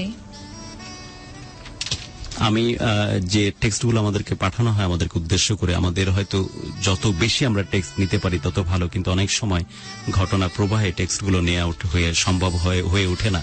কিন্তু এটা বিশ্বাস করুন যে আমাদের সার্ভারে যেগুলো আপনারা টেক্সট করছেন অন 6260 এই নাম্বারে, এবং আপনারা ফেসবুকে যে কমেন্টসগুলো করছেন, প্রত্যেকটি কমেন্টস, প্রত্যেকটি আপনাদের পাঠানো মেসেজ আমি ব্যক্তিগতভাবে গুরু এহতেশাম প্রত্যেকটা ফলো করি, প্রত্যেকটা পড়ি। হয়তো সেটি অন এয়ারে আপনাদের জন্য বলা হয়ে ওঠে না, কিন্তু আমি নিজে কিন্তু পার্সোনালি এই ব্যাপারগুলো পড়ি এবং সেগুলোকে নিয়ে অ্যানালাইসিস করি। এক্স্যাক্টলি। এবং গুরু যখন ফেসবুকের কথাটি বললো, আর একবার অ্যাড্রেসটি জানিয়ে দিই, www.facebook.com/dhaka FM 90.4। এবং বন্ধু আপনি আমাদেরকে ফোন করছেন আর SMS ও করছেন আমাদেরকে, এবং যেসব বন্ধুরা SMS করছেন তাদের নামগুলো পড়তে চাই। আছেন আমাদের সাথে রুবেল মতিঝিল থেকে, লিখেছেন মা তুমি বেস্ট, আমি তোমাকে স্যালুট করছি। মাইশা আছেন আমাদের সাথে এবং যুক্ত হয়েছেন বৃষ্টি। পলাশ আছেন উত্তরখান থেকে, লিখেছেন যে আমি মাকে অনেক ভালোবাসি এবং কখনো আর মা আমাদের আসলে দুঃখ প্রকাশ করতেই হয়, কারণ আমরা ফোন রিসিভ হচ্ছে, ট্রান্সফারটা হচ্ছে না আমাদের মেইন সার্ভার থেকে। এটা একটি প্রবলেম, যদিও এটা নিয়ে কাজ করা হচ্ছে। আসলে প্রচুর পরিমাণে ফোন একসাথে হিট করবার জন্যই হয়তো এই ডেলিভারিটা হচ্ছে না। তারপরে কাজ আমরা চেষ্টা করছি সেই প্রবলেমটা যেন সলিউশন হয়ে যায়। যাই হোক, আমরা অনুষ্ঠান শেষ করে নিয়ে আসছি বন্ধু। একদম শেষ মুহূর্তে শেষ কথাটা আমি শুনতে চাইবো তারিনের কাছ থেকে। তারিন, যে ঘটনাটা ঘটে গেছে একবার, আমি বারবার চেষ্টা করেও ভুলতে পারছি না। এটা হচ্ছে গর্হিত একটি কাজ, এটা হচ্ছে এমনই একটি অন্যায় যেটি কোনোভাবেই ক্ষমার যোগ্য না। যে কোনো দুর্বলতায়, যে কোনো পরিস্থিতিতে, যে কোনো দুর্ঘটনাতে কোনোভাবে এটি মেনে নেওয়া যায় না যে কেউ নিজেকে আত্মহননের পথ বেছে নিবে, কেউ নিজেকে শেষ করে দিবে। এবং আপনি সবাইকে উদ্দেশ্য করে, যারা দেশ এবং দেশের বাইরে যুক্ত হয়েছেন এই মুহূর্তে, সবাইকে উদ্দেশ্য করে ক্ষমা চান। আপনি ক্ষমা চেয়ে বলুন যে যা করেছেন আপনি আপনার জীবনে সেটি ছিল চরম একটি অন্যায়, এবং আজকের তারিখের পর থেকে নিজের কল্পনাতেও কখনো এই ভাবনা নিয়ে আসবেন না, এবং আপনি চান না যে এই ভাবনা কেউ ভাবুক। যারা আপনার বন্ধু হয়ে এখন আপনার সাথে আছে তাদেরকে উদ্দেশ্য করে এই বিষয়ে বলুন। আসলে গুরু, আমি বলতে চাচ্ছি যে আমি যে ভুলটা করছি সেই ভুলটা তোমরা কেউ করো না ভাই। আর আমি এখন আর একা নাই, আগে একা ছিলাম। হয়তোবা এই ডিসিশনগুলো নিয়ে আমার জন্য কোনো আমি স্ট্রেট ওয়েতে আপনার মুখ থেকে সরি চাচ্ছি এবং বড় করে এবং ক্ষমা চেয়ে বলুন যা করেছেন, অন্যায় করেছেন। সবচেয়ে বড় অন্যায় করেছেন এই মানুষটির কাছে, যে আপনার জীবনে, তার জীবনে সমস্ত কিছু ডিপোজিট করেছে একটি মাত্র উদ্দেশ্য নিয়ে, সেটি হচ্ছে আপনি একটা দিন বড় হবেন এবং খুব বড় করে বাঁচবেন, সেই দিনটিকে দেখবার জন্য। আর আপনি এমন ভাবে নিজেকে পরিস্থিতির ভিতর দিয়ে গেছেন যে অলরেডি দুইবার স্ট্রোক করার পরিস্থিতি কিন্তু তার জীবনে তৈরি হয়ে গেছে। সেই অপরাধ বোধ থেকে, সেই কষ্টবোধ থেকে আপনি তাকে উদ্দেশ্য করে এবং সবাইকে উদ্দেশ্য করে সেই ক্ষমা আমার মনে হয় চাওয়া দরকার হবে আপনার পক্ষ থেকে। আমি ফার্স্টেও সরি বলছি, এখন আমি কান ধরে সরি বলতেছি। আমি অনেক বড় ভুল করছি, আমি সবার কাছেই ক্ষমা চাচ্ছি। আসলে আমি বুঝতে পারিনি। আর আমি আপনার কাছে আরেকবার আসবো শুধু এই বিষয়টি জানবার জন্য, ইন রিটার্ন যে মানুষটি এত কিছু করেছে আপনার জীবনের জন্য, পুরো জীবনটাকে আপনার জন্য নিংড়ে একেবারে নিঃশেষ করে দিয়েছে, সেই মানুষটির জন্য আপনি কি স্বপ্ন দেখেন, সেই কথাটি খুব স্বল্প পরিসরে আপনার কাছে শুনবো। যদি সম্ভব হয় 1 থেকে 2টি ফোন কল নেব এবং কয়েকটি টেক্সট নিয়ে আপনাকে দিয়ে অনুষ্ঠান শেষ করব। ওকে, এসএমএস করছেন অনেক বন্ধু আছেন জহির কুমিল্লা থেকে এবং আরো যুক্ত হয়েছেন বিলাস এবং পারুলও আছেন আমাদের সাথে। নাইম লিখেছেন যে মার সাথে উনি কথা বলতে চান, এই ইচ্ছা পোষণ করেছেন। এবং আরেকজন বন্ধু লিখেছেন যে তারিন আপু, আপনার কথা শুনে আমি অনেক কেঁদেছি, কারণ আমার মা বাবা কেউ নেই এবং এই মুহূর্তে আমরা একটু ফোন কলে যাচ্ছি। হ্যালো, আসসালামু আলাইকুম। ওয়ালাইকুম আসসালাম। কে বলছেন, কোত্থেকে বলছেন? আমি সুজন, গাজীপুর থেকে। সুজন, কেমন আছেন আপনি? আমি দোয়ায়, মার দোয়ায় মোটামুটি ভালোই আছি। সুজন, আজকের অতিথি বন্ধু তারিন এবং তারিনের মা আমাদের সাথে আছেন। আপনি অলরেডি শুনেছেন আমাদের এই জীবনের কথা। আপনার জায়গা থেকে যদি কিছু অলরেডি লাইনটা ডিসকানেক্ট হয়েছে, সুজনের সাথে কথাটা কমপ্লিট হলো না। আর দুই একটি ফোন কল নিব। অলরেডি যেহেতু প্রবলেমটা আমরা ফাইনালি রিজলভ করতে পেরেছি, কয়েকটা ফোন কল আর দুই একটি নিয়ে নিই, একটু সেটেল ডাউন হচ্ছে। আমরা কিছু টেক্সটও নিয়ে নিই ফাঁকে। রাইট, আছেন আমাদের সাথে ওকে সুজয় আছেন সবুজ রামপুরা থেকে এবং সবাই মাকে সালাম জানিয়েছেন এবং শ্রদ্ধা জানিয়েছেন এবং তারিনাপুর ভাই হতে হ্যালো, আসসালামু আলাইকুম। Phone call. হ্যালো, আসসালামু আলাইকুম। হ্যালো, জি আসসালামু আলাইকুম। আপনাকে শুনতে পাচ্ছি। কে বলছেন, কোত্থেকে বলছেন? আমি আক্তার বলছি, নারায়ণগঞ্জ থেকে। জি আক্তার ভাই, ভালো আছেন আপনি?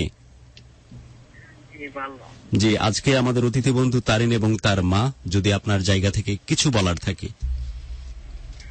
জি বলার, আমি মায়ের সাথে কথা বলতে। জি, উনি ফোনে আছেন। বলো বাবা, কি বলবে আমাকে? আসসালামু আলাইকুম। ওয়ালাইকুম আসসালাম। মা ভালো? হ্যাঁ মা বাবা ভালো আছি, আল্লাহ যেভাবে রেখেছে আমাকে সেভাবেই আছি। সবার জন্য দোয়া করবেন, আপনার মতো মা যেন পৃথিবীতে সব গলে গলে হয়। হ্যাঁ বাবা, আমি সবাইকে দোয়া করি আমার সব ছেলেরা যেমন এভাবেই চলে, মাকে শ্রদ্ধা দেওয়া, তাদের কল্পনার বাইরে না এগুলা। মাই বড়, মা ছাড়া দুনিয়ায় কেউ নেই, এটাই মার কামনা। আসলে আপু যেন সবসময় মায়ের প্রতি খেয়াল রাখে, এর প্রতি খেয়াল রাখে। আক্তার ভাই, আপনার কথা রেস ধরেই তাহলে আমিও বলি, সেটি হচ্ছে যে আমি সর্বশেষ যে কথা আপনার কাছ থেকে শুনতে চেয়েছি তারিন, এবং যে কথা আমরা যখন ফলো আপ প্রোগ্রাম করি নির্দিষ্ট দিন পর যখন ফিরে আসব, সে কথা কতটুকু বাস্তবায়ন করলেন আপনি, সেটিরই ফলো আপ তখন হবে। যদি দেখি মায়ের কাছ থেকে যে না, আপনি সেই কথা আপনি রাখতে পারেননি, সেটির বাস্তবায়ন সে অর্থে হয়নি, তখন আমাদের চাইতে কষ্ট আর কেউ বেশি পাবে না। যেভাবে ভালো লাগে এবং ভালোবাসা উদ্ভাসিত হয়েছেন আজকে, ঠিক সেই রকম তিরস্কার এবং কষ্টে সেইভাবেই কুকড়ে পড়বেন সেদিন, যদি আপনি কথা দিয়ে কথা না রাখতে পারেন। মাকে উদ্দেশ্য করে আপনার জায়গা থেকে ইন রিটার্ন পাগলের মতো ভালোবাসা দিয়েছে যে মানুষটি, তার জন্য কি স্বপ্ন দেখেন? আমি স্বপ্ন দেখি আমার মার জন্য, যেন আমি কিছু করতে পারি। আমার মার ইচ্ছা ছিল তার যদি একটা সন্তান থাকতো তাহলে তাকে সে জব করে তাকে খাওয়াতো, কিন্তু আমি সেটা পারিনি। কিন্তু আমি চেষ্টা করতেছি আমার মাকে অন্তত একটু সুখ দেওয়ার জন্য, যে সুখের আশা আমার মা আজকে 22টা বছর যাবত একাকিত্ব জীবন কাটাইছে। আমি চাই আমার মাকে একটু সুখ দিতে, এছাড়া আর কিছুই না। আমি আমার মাকে অনেক ভালোবাসি, আমার মার জন্য আমি সব করতে পারবো। আর আমার চেষ্টা এখনো চলতেছে, আমি ভালো জব পেলে আমি জব করব, আমার মাকে আমি খাওয়াবো। ভালো জবের কথা বারবার এসেছে, যদিও বলছিল তারিন যে আমার অর্থনৈতিক কোনো সাহায্যের প্রয়োজন নাই, একটু ভালোবাসা দরকার। তবে হ্যাঁ, জবের জন্য অবশ্যই প্রয়োজন হয় একটু প্ল্যাটফর্মের। সেই রকম প্ল্যাটফর্ম নিয়ে কেউ যদি এই মানুষগুলির পাশে এগিয়ে আসে এবং তাতে যদি তার কাজটা একটু সহজ হয়ে যায় এবং সে যে ভালোবাসার ঋণ শুধরানোর চেষ্টা করছে মায়ের জন্য কিছু করে, সে জব করার সুযোগ যদি তৈরি হয় তাহলে খুব ভালো হয়। এবং আমার মনে হয় যে আমার বন্ধুরাও অনেকে ভিতরে ভিতরে প্ল্যান করা শুরু করেছেন যে কিভাবে কোনো একটি জব দিয়ে এই পরিবারটিকে, স্পেশালি তারিনের হাত ধরে এই মা সহ এই সংসারটিকে বাঁচিয়ে দেওয়া যায়। এবং আমরা জানি যে এই ভাবনা অবশ্যই আপনাদের মাধ্যমে পৌঁছে যাবে তারিনের কাছে এবং তারিনের মায়ের কাছে, এবং তারা যদি চায় সেই উদ্যোগটা অ্যাকসেপ্ট করতে তারা করবে এবং আপনারা আপনাদের মতো করে সেই সুযোগটা তৈরি করে দিবেন। এবং আমরা খুশি হব এই ভেবে যে ভালোবাসার বাংলাদেশ পরিবার হিসেবে এমন একটি জায়গা তৈরি করতে পেরেছে যেখানে আমাদের আমন্ত্রিত অতিথিদের সাথে আপনাদের একটি যোগসূত্র তৈরি হচ্ছে। অনুষ্ঠান শেষ করছে বন্ধু, অনুষ্ঠানের সর্বশেষ ফোন কল নেয়ার একটু চেষ্টা, যদি আমরা তাকে কানেক্ট করতে পারি, তাকে নিয়েই অনুষ্ঠান শেষ করব আজকে। হ্যালো, আসসালামু আলাইকুম। হ্যালো, আসসালামু আলাইকুম। হ্যালো, আসসালামু আলাইকুম। আমরা তাকে কানেক্ট করতে পারিনি। এই অসম্পূর্ণতা ভেতরে রেখে অনুষ্ঠান শেষ করতে হচ্ছে বন্ধু, এবং অনুষ্ঠানের শেষ মুহূর্তে কয়েকজনের নাম আমরা একটু নিয়ে নিই। মেঘলা, এক্স্যাক্টলি যেটা বলছিলেন যে জবের কথা, এবং মোহাম্মদ মাহবুব হোসেন লিখেছেন মতিঝিল থেকে যে তারিন আপু, তোমার যদি খুব ভালো জব দরকার হয় প্লিজ আমাকে জানিও, আমি তোমাকে হেল্প করব। ওকে, আছেন আরো অনেক বন্ধু আমাদের সাথে। অথই যুক্ত হয়েছেন, হাসান আছেন এলিফ্যান্ট রোড থেকে, পিপা আছেন গাজীপুর থেকে, লিখেছেন মা আমি তোমাকে ভালোবাসি, মানে আনলিমিটেড ভালোবাসি, ইনফিনিটি তোমার প্রতি আমার ভালোবাসা। আমরা একটা আউটবাউন্ড ফোন কল আমাদের কাছে বারবার রিকোয়েস্ট করা হচ্ছে, অনুষ্ঠান শেষ করেও শেষ করতে পারলাম না, দেখি ফোনটা আমরা ট্রাই করছি। ফ্রান্স থেকে একটি ফোন কল বারবার আমাদেরকে বলা হচ্ছে যোগাযোগ করবার জন্য, আমরা এখান থেকে ফোনে কমিউনিকেট করার চেষ্টা করছি। সুদূর ফ্রান্স থেকে। প্রথম বিষয়, মানুষগুলি যারা দেশের বাইরে থাকেন, বিদেশ বিভুঁয়ে থাকেন, যাদের ঘামে চালু থাকে বাংলাদেশের অর্থনীতির চাকা, যাদের কারণে আমরা সচল আছি, সেই মানুষগুলোকে ভালো রাখা এবং তাদের কথা সবার আগে প্রাধান্য দেওয়াটা আমার দায়িত্বের পর্যায়ে পড়ে। সেই কারণে আরো কানেক্ট করছি, এবং সেই সাথে কি বলতে চাচ্ছেন উনি সুদূর ফ্রান্স থেকে, সেই কথাটা আমরা একটু জেনে নেওয়ার চেষ্টা করব। এখন আমাদের টেকনিক্যাল টিম সরাসরি কানেক্ট করছেন ভালোবাসার বাংলাদেশ স্টুডিও থেকে ফ্রান্সে, যে বন্ধু আমাদের সাথে কথা বলতে চান। হ্যালো, আসসালামু আলাইকুম। হ্যালো, আসসালামু আলাইকুম। হ্যাঁ, আসসালামু আলাইকুম। ওয়ালাইকুম আসসালাম। আপনাকে স্বাগত জানাচ্ছি ভালোবাসার বাংলাদেশে। জি, থ্যাংক ইউ লাভগুরু, আমাকে একটা সুযোগ করে দেওয়ার জন্য, যে আপুর সাথে আর ওনার মার সাথে কথা বলার জন্য। আমি অনুষ্ঠানের শুরু থেকে শুনতেছিলাম। আপনাকে ফ্রেন্ড থাকে ইতালিতে, তার নাম হচ্ছে অপু, তো সে আমারে বলছিল শোনার জন্য, তো আমি শুনতেছি। শুনে তো ঠিক থাকতে পারি নাই, তাদের কান্নার সাথে সাথে আমারও কাঁদতে হয়েছিল। এত মানে হৃদয়টা স্পর্শ করে নিয়েছিল, তো কিছু বলার ছিল না, শুধু তার জন্য শুধু একটু ভালোবাসা ছিল মনের মধ্যে, আর কিছু বলতে পারছি না তার জন্য। সে এত একজন ভালো মানুষ, এবং তার মাকে সে এত ভালোবাসে। সে এভাবে আসছে, তাকে আমি কি বলবো, মানে বাসায় বলতে পারছি না। তাকে প্রবাস থেকে তাকে আমি আমার মন থেকে একটু ভালোবাসা আর শুভেচ্ছা জানাচ্ছি, এবং তার অনেক অনেক কৃতজ্ঞতা, এবং এইটি সুন্দর করে ও চলতে পারে তার জন্য আমি স্বাগত জানাচ্ছি।